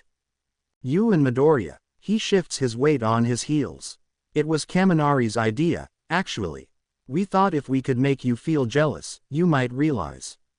He cuts Kirishima off. His blood is boiling at this point. Might Ing realize what? He reels. Is this about all of that stupid crush bullshit? Ing told you that you thought wrong. I don't have a stupid crush on Izuku. Then why are you so upset right now? I was sure that was it. No, Katsuki wipes a hand down his face. It's not that. It's what you were all talking about in there. Kirishima stays silent and waits for him to finish his thought. He talked about getting bullied. Back in middle school, he cranes his neck and stares up at the sky, focusing on the stars he can see instead of the swirling, piling guilt he can feel in his stomach, threatening to spill over and ruin him. Yeah, he did. Is that why you were upset? It's not. Look. Please don't hate me, okay? I didn't ever want to bring this shit up, but yours forced my hand here. Just say what you gotta say, man, I'm not going anywhere. I could never hate you. His shoulders relax the tiniest bit at hearing that, but he still knows there's a chance that Kirishima's opinion might change when he hears the truth about Katsuki. He looks at Kirishima and takes a quick inhale of air. I was the one who bullied him. The other man's eyebrows shoot up. Oh, that's complicated. Yeah, well, you're not like that anymore. Aren't I, though? What makes you say that? Katsuki sighs. How doesn't he see it? How can he ignore Katsuki's behavior? Katsuki knows that he's not the nicest person. He struggles with it every day, knowing that people hate him for the way he is. Honestly, hearing that Katsuki used to be a bully shouldn't even be a surprise. Being this honest with someone about this shit just makes him want to curl up and die. He feels exposed like this, and he hates it. I'm not the nicest person. I know that, but I don't know how to be any other way, sometimes. Well, here's how I look at it, Kirishima says. I see you. Like, really see you, man. I know that you can be harsh and stuff, but I know what's underneath all of that crap, and I know what you mean and how you are underneath all of it. And in my opinion, if Midoriya didn't hold a similar opinion, he probably wouldn't keep being around you. There's no way he's forgiven the things I did. You don't know the things I did and said to him. It was terrible, and I don't deserve to be forgiven for that shit. Well, that's not really for you to decide, fortunately. Hiroshima says brightly. What the hell do you mean by that? Katsuki scoffs. The only thing you get to decide is how you're going to act moving forward, he explains. It's up to you to decide to be better and do better moving forward. But the forgiveness part, whether someone decides to forgive you or not, that's on them. All you can do is try to show them you've changed. That's all you can do. He already knew this was entirely out of his control, but that statement made it seem even more suffocating. The past few weeks, he'd been trying to prove that he's changed. He'd been forcing himself to be kind to Izuku, even when he wanted to snap. He liked the nerd's coffee and was starting to realize that he didn't hate Izuku as much as he thought he did in the past. He was a stupid kid. Many of his own issues that he hadn't worked through caused him to act the way he did, things he's still trying to work on and fix to this day. If Izuku never forgave him, he couldn't blame him. Because he couldn't forgive himself, either. One last thing, Katsuki says. Yeah, what's up? I'd like it if you didn't tell any of the others what I told you. It's not something I want them to know. Yeah, of course, your secrets are safe with me. The conversation tapers off after that, and the duo decides to head back inside. Hiroshima says nothing else to Katsuki or anyone else about their discussion, leaving it behind them as promised. Katsuki steps through the doors, and as he nears their table, he notes that Izuku and Kaminari are nowhere to be found. His stomach rolls as his mind ponders the possibilities of where the two might have gone off to. Where'd Dunce Face and Izuku go? He asks Jiro and Shiro, interrupting their conversation as he approaches the table. Shiro points to somewhere across the room, and his eyes follow the line before falling on the pair. The lights on the dance floor bathe the pair in hues of gold and rainbow light as they dance together, their bodies pressed up against one another. Denki is whispering something in Izuku's ear, and when he pulls away, he notes the faint blush on the nerd's face from whatever was just whispered to him. For some ungodly, unknown reason, his blood is boiling. The sight of the two of them together just makes him physically sick. Deep down inside of him, something is chanting, not right, not right, not right, and he's unsure of what to make of it. His jaw tenses, and he can't take his eyes off the scene. His eyes go from Izuku's face to his chest, where Kaminari has his hands splayed wide across his pecs, and then lower, where Izuku's hands are gripping the blonde's waist. His fingers twitch with the desire to do something, but he can't for the life of him figure out what that something is. It's just dancing, Kaminari says as he tries to pull Izuku up from his seat. Come on, it'll be fun. Izuku held his ground and stayed in his seat. I'm a terrible dancer, trust me, he tries. I'll just end up embarrassing you. Doesn't matter if you can't dance. I'll lead, and you can just follow what I do. Please. Izuku sighs and finally lets Kaminari drag him to his feet. Okay, fine, but only for a little bit, he relents. Yay, let's go. He leads Izuku out to the middle of the bar, where many people were already dancing to the music playing over the speakers. The blonde does as he promised, grabs Izuku's hands, and directs them to his waist before depositing his own on Izuku's chest. They stand close together as they rock and sway to the music, Kaminari smiling up at Izuku as he follows the blonde lead nervously. The current song ends, but he shows no sign of letting Izuku go free just yet. Kaminari suddenly leans in closer, his lips pressing up against Izuku's ear. He blushes at the sudden contact. You lied to me, mister, the blonde teases. What? Izuku reels, pulling his face slightly away from him. You can dance. Well, not very good, but I guess I can some. Kaminari presses his body even tighter against his own, and Izuku can only clutch onto his waist and wait for this to be over. Suddenly, there's another hand on Izuku's shoulder. Someone clears their throat, and Izuku turns. It's Bakugo. He pulls him away from Kaminari, who doesn't make a move to protest. Nerd, he growls. I wanna talk to you. Oh, right now, Izuku says. He stares down at his arm, which is still being held captive by Bakugo. Obviously, he replies. He starts to drag Izuku off the dance floor, and he can do nothing but follow along. He throws his head over his shoulder and mouths an apology to Kaminari before it's too late. He's dragged out a back door, and the cool night air hits Izuku's skin, causing his arms to pebble in the unexpected temperature drop. They're standing in an alleyway behind the bar now, and Bakugo still hasn't said anything.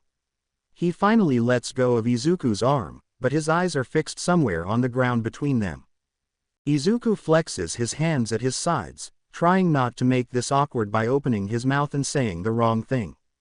He's sure this is about the conversation that happened at the table. He's sure of it. Bakugo is angry with him. There's no other reason he would have dragged him out here. Kachan, I'm sorry about earlier, he starts. I shouldn't have brought that up, and I'm sorry if that offended.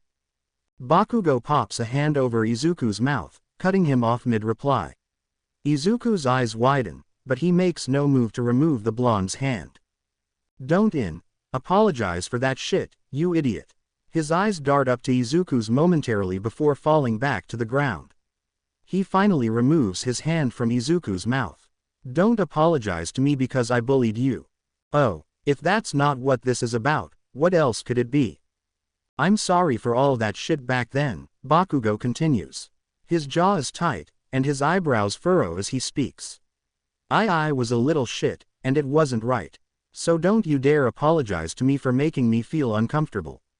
That's not on you. Still, I didn't mean to. Izuku. No, it wasn't okay. I shouldn't have. Izuku. Bakugo cuts him off again, calling his name a bit sharper. He closes his mouth for good this time and doesn't try to apologize again. The air is thick and silent at that point, and the feeling that many words are going unsaid hangs heavy in Izuku's chest, but he's unsure how to proceed. I'm the only one who should be apologizing. He looks up, and their eyes finally meet. Izuku can feel that string again. It's pulled tight between them once more, Izuku's end wrapping around his throat, making it nearly impossible for him to form a reply. Bakugo's chest moves in shallow succession as they continue to look at each other, his eyes searching Izuku's face for something. He's not sure what he's looking for or whether he'll find it. His cheeks are tinged red, probably from the alcoholic drinks he'd had, much like Izuku. Your freckles, Bakugo suddenly says, causing Izuku to freeze. He covers his cheeks with his hands. What? What about them? They're cute. Distracting and shit. Oh. Bakugo just called his freckles cute. If his face was flushed before, it certainly is now. The blonde grabs Izuku's hands, pulls them away from his face, and drops them back to Izuku's sides. Don't cover them up, idiot. A beat of silence passes between them. Can I touch them? Izuku's eyes widen again, and now, he must be rivaling freaking beats in terms of redness. Why you want to touch my freckles? He asks, his voice raising in pitch. TCH, the blonde looks to the left, pretending to focus on something at the far end of the alley as he pockets his hands. Forget it. We should probably go back inside. Your date is waiting for you and shit. Oh, that's right. He'd completely forgotten about Kaminari the second Bakugo had yanked him outside. Chapter text. Katsuki woke up in the middle of the night, his body slicked with sweat and his limbs shaking. He hadn't even drank that much at the bar earlier, but he felt more hungover than he'd ever been in his entire life. And, of course, like everything Ing seemed to do so nowadays, it had to do with Izuku. More specifically, it was the dream from which he'd just woken up that had him Ing sweating and shit. And he was Ing hard. But that was neither here nor there, and he was electing to ignore that fact right now, as impossible as it seemed to be, because he couldn't get the dream's contents to leave his mind. In his dream, he finally got to touch those freckles like he'd wanted to earlier that night. He traced his pointer finger across Izuku's cheek, drawing lines between them, finding the hidden constellations within their expanse. In his dream, he discovered that the freckles went beyond the neckline of his shirt and spread across Izuku's chest and stomach. He let his hands roam over his skin, discovering the muscles usually hidden beneath the nerdy shirts that he always wears. In his dream, he was able to press kisses into Izuku's skin and breathe in his scent, which smelled like sweetened coffee, probably from how much time he spent at his cafe. In his dream, he got to touch those freckles. He got to kiss them. He got to listen to the little breathy sounds that Izuku made when he kissed his neck. He shakes his head and groans, trying to delete those images and sounds from his brain. It wasn't real. It didn't mean anything. It didn't. He in a breath, noting the tightness in his chest. The weird fuzzy warmth when he thinks of Izuku's smile and the awkward way he tends to stumble over the words in his mind whenever the nerd is present. Katsuki considers that maybe, just maybe, his friends might be right. And maybe, it really wasn't the mocha after all. He ends up sleeping very little that weekend. Every second he spends awake, he tries to fill it with something because whenever he lets his mind run, it always returns to Izuku. Usually, he might spend his time off hanging out with friends, but he wouldn't be able to stomach hanging out with them right now because they knew how he felt even before he did. It's like a sickeningly sweet feeling seated itself in his gut and won't leave. He works out for hours at the gym on Saturday, and he will most definitely regret it when he has to go to work tomorrow. That night, when deciding what to make for dinner, he realizes he has all the ingredients to make katsudon, so that's what he does. Only then does he wonder if katsudon is still Izuku's favorite food like it was when they were kids. He frowns while he eats, scarfing it down much quicker than he wanted to before taking an ice-cold shower. The stupid nerd is on his mind again as soon as he's laid in bed, trying to sleep. He wishes that he could sleep with music on or the TV running in the background, anything to keep his mind occupied enough to fall asleep, but that would keep him up even worse. That night, he goes to sleep and dreams of Izuku yet again. By Monday, it's getting old. He can't sleep. He can't eat. He wakes up in the morning covered with cold sweats and can't do his job properly when he keeps thinking about those stupid freckles. Not knowing what else to do, Katsuki calls Kirishima. Having never experienced this shit himself, he's at his wit's end. Maybe the will have some advice since he was able to spot this shit a mile away. The phone rings for a few seconds before Kirishima picks up. Hey man, what's up? Katsuki pauses. He feels so stupid for doing this already, and now he doesn't even know where to start or what he's supposed to say. I don't know what to do. About what? What's going on? Are you okay? His friend's voice is laced with concern. Izuku, I don't know how to get rid of this. Are we burying a body? I'm so confused, dude. You're gonna need to elaborate. Katsuki paces the length of his kitchen and debates hanging up. His chest is constricting the more he tries to talk about it. Why couldn't anything ever be simple when it came to Izuku? You were right. All you idiots. You were right. Kirishima goes silent. A beat later, he replies. You love him. What? No. Who the hell said anything about love? Well, you have feelings, then, we can just call them that. How big are we talking? He pauses and considers things for a second. He lets himself feel the weights bearing down on his shoulders and chest. Warmth spreads across his cheeks when he envisions Izuku's eyes and imagines his soft laugh. As big as it gets, he replies softly. Okay, so big feelings. So what's the problem here? How the hell do I get rid of them? He shouts. Dude, chill. How about I come over? I'll order some pizza or something, and we can talk about this. Fine, he growls. Katsuki hangs up on Kirishima as he starts to say something else. Slamming his phone on the granite counter, he pads across his apartment and into the bathroom. He splashes cold water on his face, then looks at his reflection in the mirror, gripping the edges of the sink in a white-knuckle grip. The face staring back at him is paler than he's used to seeing. His eyes frantically search for something he recognizes, but the person standing before him is a mystery. The tension in his face that's usually there has wholly dissipated and morphed into something else.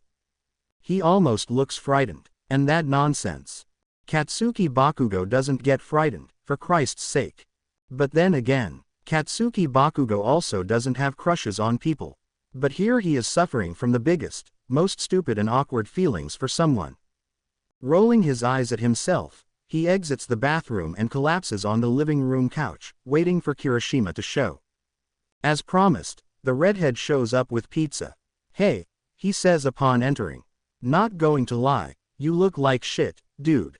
I know, Katsuki sighs.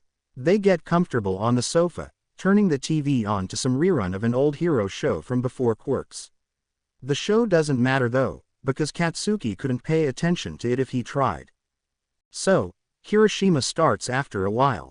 You've got a crush, and you want to know what to do about it. Guess so, Katsuki states. Well, for starters, you should tell him how you feel. Katsuki freezes mid-bite on a slice of pizza. No. He can't tell Izuku that he likes him. No way. There's absolutely no chance in hell that Izuku feels the same way, not with their history. So no, he cannot tell him. Not a chance in hell I'm gonna do that sappy shit. He snaps. Then, he's in a breath, reeling himself back in.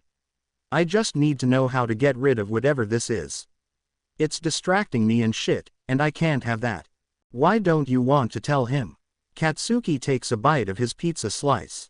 He chews it slowly, then swallows. He doesn't like me very much. Simple as that. There's no reason to do that stupid schoolgirl confession bullshit when I already know how it's going to go. You really can't know that for sure. Honestly, I've noticed the way he looks at you. He looks at me like he's afraid of me. No, he doesn't. He does, too. Only when you're mean-mugging the shit out of him. Katsuki scoffs and takes another bite. Look, you just gotta tell him. You really won't know for sure unless you do. Rolling his eyes, he considers what might happen if he tries this.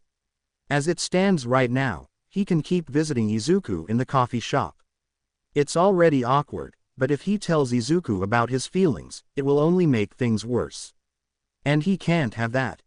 When Izuku returns to the cafe on Monday to open, his mind is still at the bar, more specifically, behind the bar, where he and Bakugo had talked. Where Bakugo had called him cute. Well, he called his freckles cute, but it's the same thing, right? He rounds a corner in the cafe's kitchen and slams his hip into the edge of the counter with a tray full of hot croissants in his hands, and the whole thing goes flying. The pan and Izuku fall to the ground with a loud clatter. He sits up and sighs, looking at the mess around him. Removing his Wild Cats-themed and very dorky oven mitts from his hands, he starts to pick up the now unservable croissants. A head pokes through the door. Hey, you okay? Shigaraki asks. Yep, just tripped. Everything's fine, he replies, his voice several octaves higher than usual. Alright, then, he replies, backing himself out the door. Izuku grumbles to himself about how stupid he's being. He receives a single compliment from Bakugo, a drunken compliment at that, and he's completely letting it run his mind.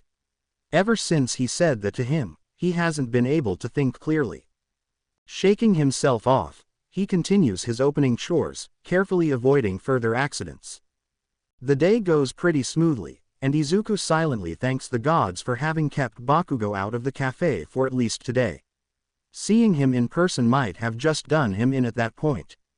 Afternoons tended to slow down quite a bit at the cafe, so it's primarily empty as Izuku sweeps the floors and idly hums to himself.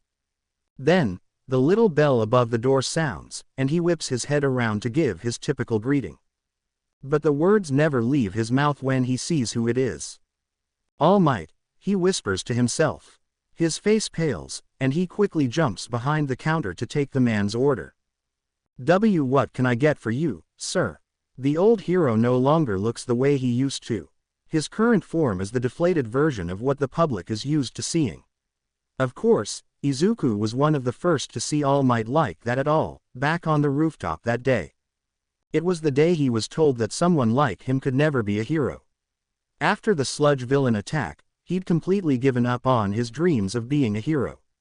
Not only did he hear those words from the #1 hero, his idol, but he also saw how useless someone like him would be in a villain attack when he attempted to help Bakugo when he was captured. The whole day is one that he'd rather forget. All he can hope for is that All Might doesn't recognize Izuku.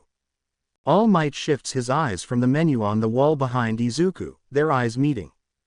Let's have a cold brew coffee with that macadamia nut cream. Sounds tasty, doesn't it?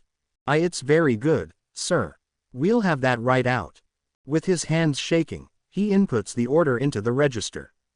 Behind him, Shigaraki gets to work making the drink. All Might pays for his drink and sits at a table in the back of the cafe, near the piano. If Izuku hadn't been running on autopilot just now, he might have had half a mind to give the ex-number-1 hero his drink on the house. But it was too late for that now. He takes a deep breath and eyes the ex-hero from across the cafe. It didn't look like Izuku was recognized, which was good. It was a silly notion anyway, thinking that All Might would have remembered someone like him.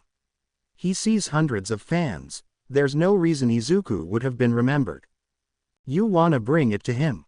Shigaraki suddenly asks from behind, causing Izuku to jump. He turns around and eyes the finished drink in his hand. You put it in a to-go cup. It looks like he's sitting in, though, he states. I personally want him to get the out of here. Izuku's eyes widen. Shigaraki. He lowers his voice to a whisper shout. Not so loud. He probably heard you. I don't care. I've never cared for him. Izuku rolls his eyes. I'll bring it out. Just keep your voice down if you're going to talk like that. Izuku brings the coffee out to the ex-hero but doesn't say much. He just can't bring himself to. At one point in time, this might have been the greatest moment in his life, having his former hero in his cafe. But after Izuku gave up on his dreams of becoming a hero, idolizing All Might was something he forced himself to stop doing. Of course, he still held on to his All Might merch, but it was all boxed up and kept at his mother's house. Half the time, he just couldn't bear looking at or thinking about that stuff. All it did was force him to remember things he'd rather forget. But life seemed to have been doing that to him a lot lately, forcing him to relive and think about the past. It was becoming an unavoidable pattern, and he was getting extremely tired of it. A week had gone by at the most grueling pace known to man, and Katsuki decided it was high time he stopped avoiding the cafe like a little bitch with his tail between his legs and faced this thing like a man. Undecided about what he was going to say to Izuku about his newfound feelings, he proceeds through the front door of the Little Leaf Cafe with caution. But then, their eyes lock across the room, and everything goes blank. Hi. Long time no see, Izuku smiles. Katsuki doesn't respond. Someone must have hit the reboot button hiding in the back of his brain because forming a coherent thought seems like an impossible task. Izuku clears his throat, and Katsuki realizes he's been doing nothing but stare. But how can he not stare when Izuku's eyes are that big, green, and beautiful? Did you say something? Katsuki asks. I asked what you wanted to drink. Same thing as last time would be fine, he replies, caging his arms over his chest tightly as if to keep his heart from leaping out onto the counter. Oh, I can't make that one, actually. Izuku rubs the back of his head and gives him a sheepish smile. Why not? Well, I don't stock the ingredients for that drink. Izuku fidgets with the tie of his apron as he speaks. But it was good, so why wouldn't you do that? Izuku's expression falls, and Katsuki's heart sinks right along with it. It's his first instinct to do anything to wipe that look off the nerd's face. Well, you said didn't like it. I kind of made it with you in mind, so I didn't see a point in keeping it on the menu. He'd made the drink with him in mind. And Katsuki gave him the impression he didn't like it. He wants to kick himself. If he could, he would. I liked it a lot. I'm sorry I didn't make that more clear. And I like you. Sorry I can't make that more clear, too. I can definitely be more prepared next time, then, if you really did like it. I'm sorry I can't make it for you today, Izuku says. Katsuki notes the faint blush creeping up his neck as he flounders for a polite response. You don't need to go out of your way for someone like me, he says. You can make me anything. If it's you making it, I'm sure it'll be good. Alright, he stutters. Okay, just a minute, then. Sorry again. Quit apologizing for stupid shit. Katsuki scolds as Izuku turns around to start preparing the drink. Right, sorry I mean, not sorry. Izuku mutters. Sorry, I mean geez. Okay, I'll shut up. Katsuki cracks a half grin behind Izuku's back, never having realized until now how fun it is to fluster him. When Izuku turns around again and their gazes meet, Katsuki makes a split-second decision to do something stupid. Something really, really stupid. Izuku, he says as he hands over the drink in a to-go cup. Go out with me. What? Like a date? His cheeks paint themselves an even prettier shade of pink than they were a few moments ago. Obviously, Katsuki grumbles. Their fingers touch as he reaches for the drink, and he swears he can feel electricity tingle through his fingers, almost as if he'd just received a shock from Kaminari. No, sorry. Katsuki's heart drops. His chest tightens. He takes the coffee from Izuku and grips it tight, trying not to let the sharp words on his tongue see the light of day. Why not? I don't date. I just don't have the time. But that didn't make sense to Katsuki. Wasn't it just last week that he agreed to go on a date with Kaminari? There had to be other reasons, and he was afraid he already knew the answer. Still, he couldn't stop himself from prodding further. You were just out last weekend, he argues. What was that, then, huh? Izuku's eyebrows pressed together into a thin line. I only agreed to that so he'd stop asking me. He clasps his hands together tightly, squeezing the hell out of his fingers. He said if I agreed to go out once, he'd stop bothering me about it. So I did, and now he's not bothering me anymore. What if I promised you the same thing? Katsuki scrambles, trying to save the request in any regard at that point. One date. After that, you can choose whether or not we keep seeing each other. If you really don't want to by then, I'll drop it. Izuku pauses for a few beats before responding. I'm sorry, but it's still a no. Fine. Katsuki turns to leave. Right before he heads out the door, he turns around to say one last thing. And what did I tell you about apologizing for shit? Izuku's eyes remain on the door long after Bakugo walks out. So many questions are swirling around in his head, and he's unsure how to make sense of it all. Someone's been pretty popular recently, Toga chimes from behind, startling Izuku from his thoughts. Eyes finally tearing away from the door, he faces her with a blank expression.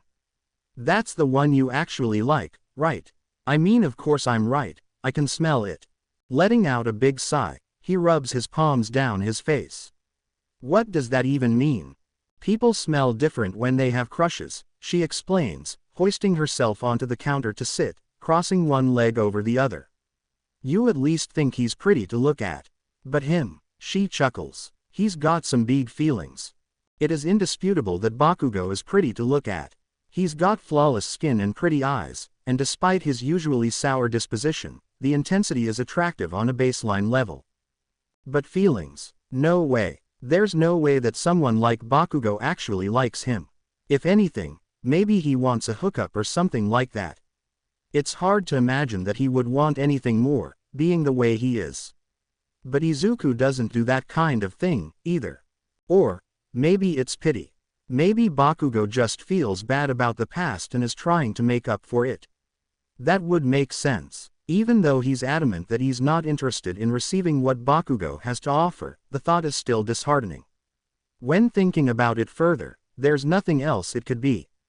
Izuku decides that even if he did have feelings for him, there's no way he can say yes to a date not with their past. There's no way to know for sure that it's not just a pity date, and if Izuku let himself catch feelings for someone like that, it would probably crush him to find out that was the truth.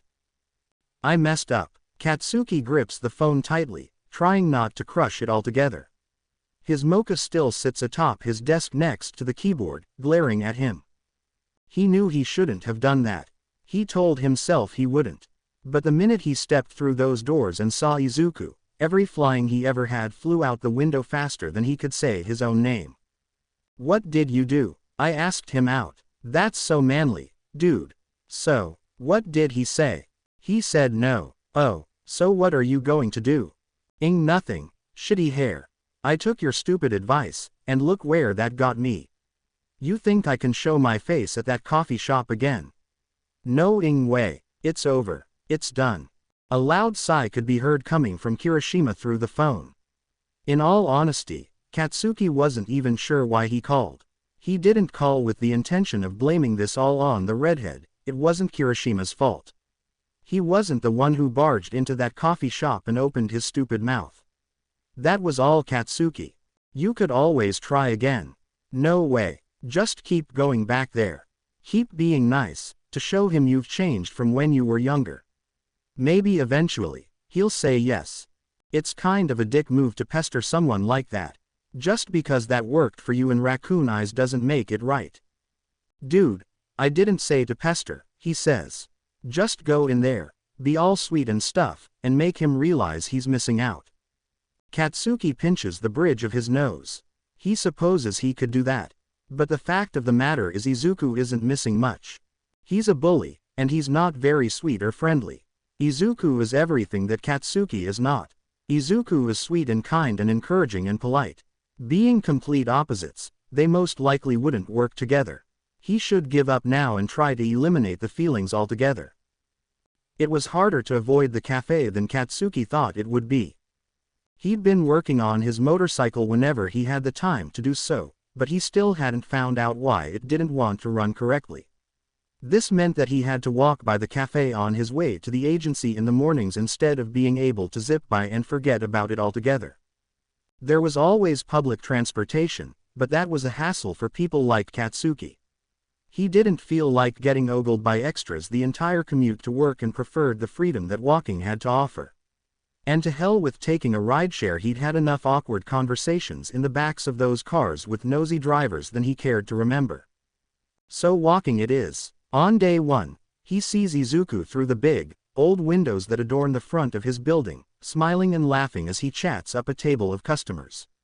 Quickly averting his gaze, he stomps down the sidewalk and away from the scene with his hands in his pockets. The second time he walks by, Izuku is sweeping. He watches the nerd's arms flex as he pulls the broom back and forth.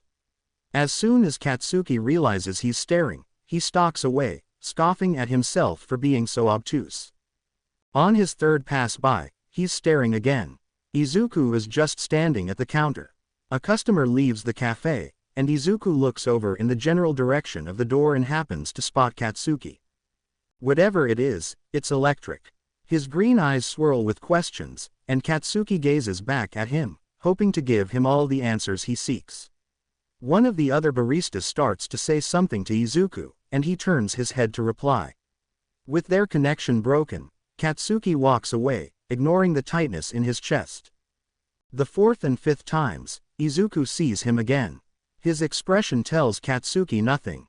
Things change when Izuku spots him the next time. Katsuki intends to ignore him and move on like he's supposed to be doing, but the nerd runs for the door, nearly tripping over nothing to meet Katsuki on the sidewalk. Part of him debates walking away. It would be best for both of them if Katsuki could just move on with his life and pull his head out of his ass, but he stills, waiting for whatever the nerd has to tell him. The door opens, and Izuku marches straight up to him. "You're avoiding me," he pouts. "On purpose. So what if I am?" Izuku's brow furrows as his gaze falls. "It's what you wanted, right? For me to leave you alone. That's what I'm doing." "It's not, though. You walk by here almost every day. You're purposely showing off the fact that you're avoiding me, which is completely counterintuitive, and I don't get it. You either want to come in or you don't, but I just can't figure you out. Why do you care?" "Well," Izuku reddens. He rubs the back of his head. "I mean, I'm just confused. I don't get it." "What don't you get?" "I'm walking to work. Your cafe happens to be on the way. I'm not required to stop inside." Izuku's jaw flexes as he tries to come up with a reply. Katsuki, on the other hand, is trying to reel back his temper. There's no reason for him to be snappy right now. It's a defense mechanism, and the alarm bells are ringing in his head telling him to bite. But he's forcing himself to take a step back to not be an ass. Be nice. Like Kirishima told him to. I guess that's true. Izuku frowns and shifts his weight from one foot to the other. I got the ingredients. For the drink you like. Katsuki's eyebrows shoot up. He ignores the warm tingle in his chest. The nerd had been thinking about him. Again. I mean, it's okay if you don't, but I thought you liked my coffee." "I do." Regardless of what Izuku says, it's evident that he's searching for Katsuki's approval in some regard. The thought warms Katsuki again, but he quickly shoves those thoughts to the back of his mind where they belong. "So why aren't you coming inside?" Because he's embarrassed that he got shot down, and he's trying to get rid of the feelings he has for Izuku. The response that Katsuki wants to give is vulnerable and sensitive, but he can't. He just cannot bring himself to say those things. Not when Izuku is looking at him like that. He's angry at himself for the way Izuku is reacting. He's chasing after Katsuki's approval like it's the only thing that matters, and he can't help but think about where this stems from. It's the same now as when they were kids. Izuku was always trailing after Katsuki on the playground or in the woods when they played, eager to please and to reach out a helping hand. It's the same now, and Katsuki hates it. He hates that Izuku feels like he has to please Katsuki, especially after rejecting him. Even though Izuku wants nothing to do with him, he's still seeking that validation. I just don't want to, Katsuki finally says, breaking the small silence that filled the space between them. Before Izuku replies, he's continuing his walk toward Endeavor's agency. He considers changing his route to work in the mornings. Yeah, he'd have to leave sooner, and it would take longer to get there, but it would avoid all of this awkwardness and all of the stupid feelings bubbling inside of him every time he has to look at Izuku. Chapter text. He won't forgive him, and Katsuki knows it. That's why he said no. There's no other explanation, seeing as he agreed to go out with Kaminari but won't even give Katsuki a chance.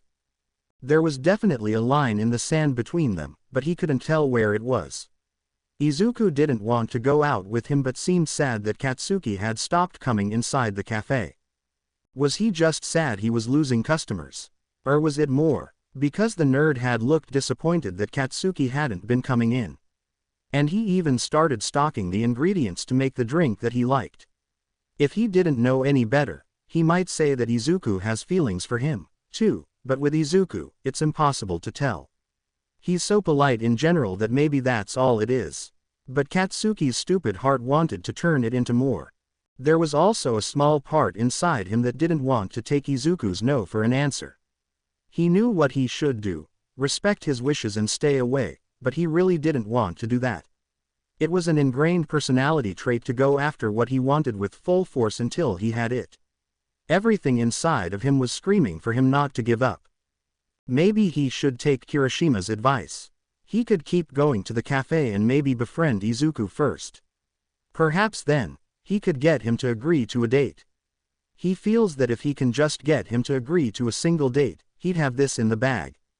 It's Katsuki's day off, which makes for a perfect opportunity to stop at the cafe. He even brings his laptop and intends to sit in and get some of his pesky desk work done while he's at it.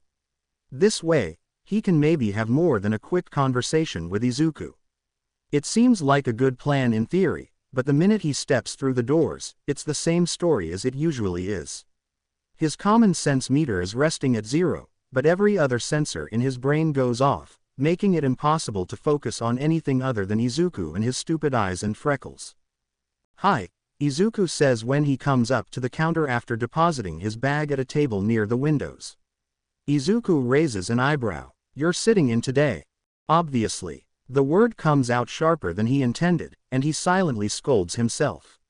He acts quickly to change the subject and leave that mistake in the dust. "You said you stocked the ingredients for that drink I liked, right?" "Oh, yeah," Izuku smiles. "Is that what you want?" Katsuki nods. He pays for the drink, then heads to his table while he waits for it to be finished. He pulls his reading glasses out of his bag. Nerdy, he knows, but it's something he realized he needed after hours of staring at computer screens and papers when doing incident reports and other desk work at his agency. Even though his laptop is now open and a report pulled up, his eyes can't stay on the screen, not when Izuku is right there, with his back turned, for Katsuki to freely gawk at. Izuku is confident behind the counter, switching between tasks quickly and efficiently as he brews the drink, biting on his lower lip as he focuses on the task at hand. He watches his hands move as he works, the muscles in his forearms flexing as he operates the espresso machine with practiced precision. Izuku glances over in Katsuki's direction, and he quickly averts his eyes, pretending he was staring at his laptop all along. When the drink is finished, Izuku brings it to the table in a little mug. He looks at the drink as he sets it down, noticing the latte art that Izuku put on the top. Katsuki whips out his phone and snaps a quick picture of the perfect drink before looking up at Izuku. The barista's cheeks are tinted a pretty pink color, causing the spool of nerves in Katsuki's heart to tighten on instinct. It looks good, he says. Oh, tea, thank you. I've been practicing latte art. I'm not super great at it yet. Katsuki almost doesn't want to drink it because he doesn't want to ruin the design on the top. But he picks it up and takes a sip, letting the chocolatey, spicy flavors wash over his tongue.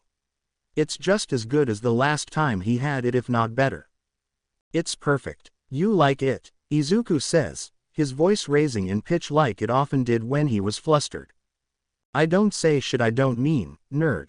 He carefully sets the mocha back down on the table. You're calling me a nerd?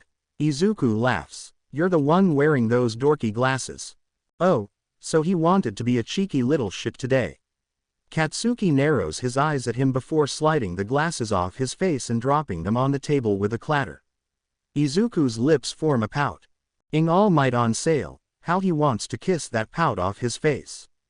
Why are you pouting? Katsuki grumbles. I was only teasing, he says, folding his hands behind his back. His voice lowers a bit. And they looked good on you. What did you say? Katsuki asks, raising his eyebrow. He heard him, but he wants to hear him say that again. Gee, they look good on you. The glasses. They suit you. Not nerdy at all. He squeezes his eyes shut as his face turns even redder from reiterating his compliment. GCH, of course they look good on me. He barks, ignoring the heat in the tips of his ears. Don't you got some work to do or something? Please don't leave, please don't walk away. Oh, yeah, I guess so. Sorry for bothering you. Enjoy your drink. And then he makes his way back to the other side of the counter, leaving Katsuki to grovel in his stupid solitude. He picks the glasses up and puts them back on. Katsuki is left completely alone the rest of the time he's in the cafe, much to his dismay. As one last reaching act, he pulls a sticky note from his bag, writes his number on it, and sticks it on his empty mug. The chances of Izuku messaging or calling him are low but not zero. It's a reach by all means, but he's at least letting Izuku know that his intentions of getting to know him are still there. The next day was busy for Izuku. Customers came in non-stop all day, and he hardly had a chance to do any side work. That meant they were probably going to leave later than expected after closing. Sometime after the last customer leaves, his phone notification goes off. He throws the hand towel he'd been wiping counters down with over his shoulder and digs his phone out of his apron pocket.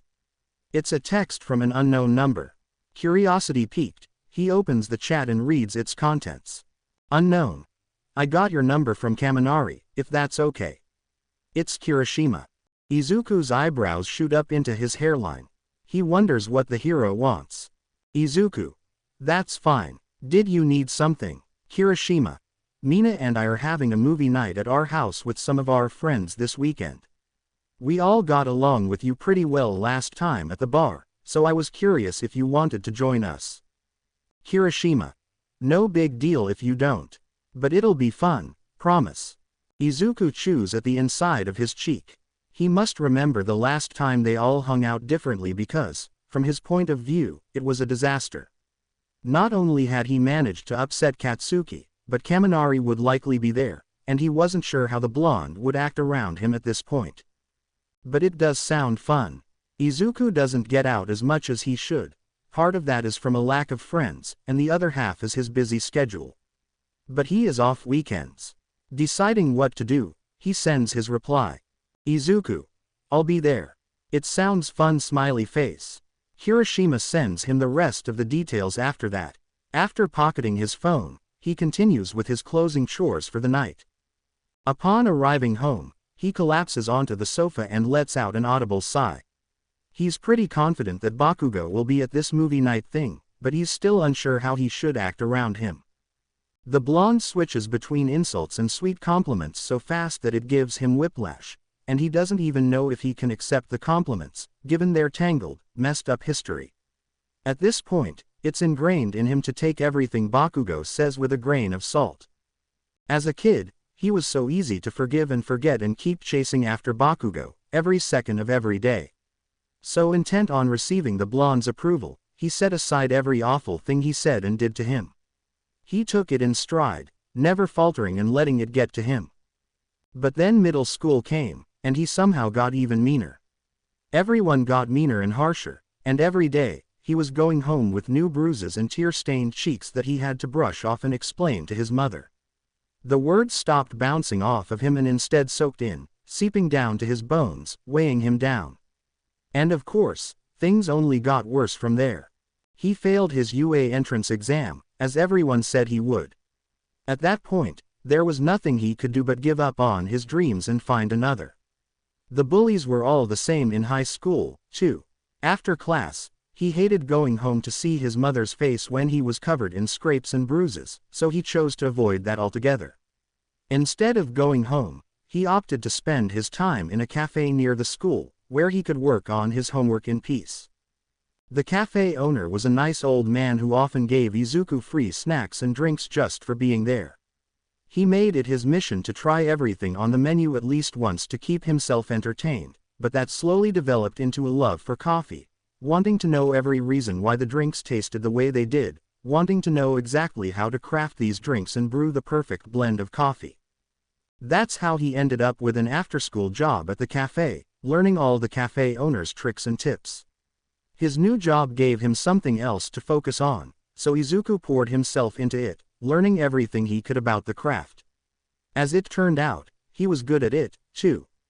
He'd never been particularly good at anything before, so he decided to stick with coffee.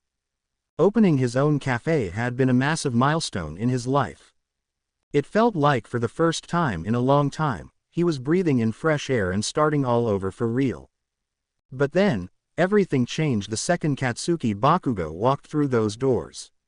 Everything came rushing back to him in that moment, and ever since then, he'd been plagued with memories and snippets of his past that he tried to bury a long time ago. While he can't deny that the blonde has calmed down quite a bit, it doesn't change that just seeing his face puts him into fight or flight mode. He throws his head back on the sofa and debates backing out of the movie night. Avoiding awkward and uncomfortable decisions has always been something he was good at. But recently, life had just been shoving his past down his throat, forcing him to swallow and digest it. His stomach was always in knots, trying to process everything he bottled away and forgot about. High school Izuku had shoved all of these memories and repressed feelings into a glass jar, screwed the lid on tight, and swallowed it.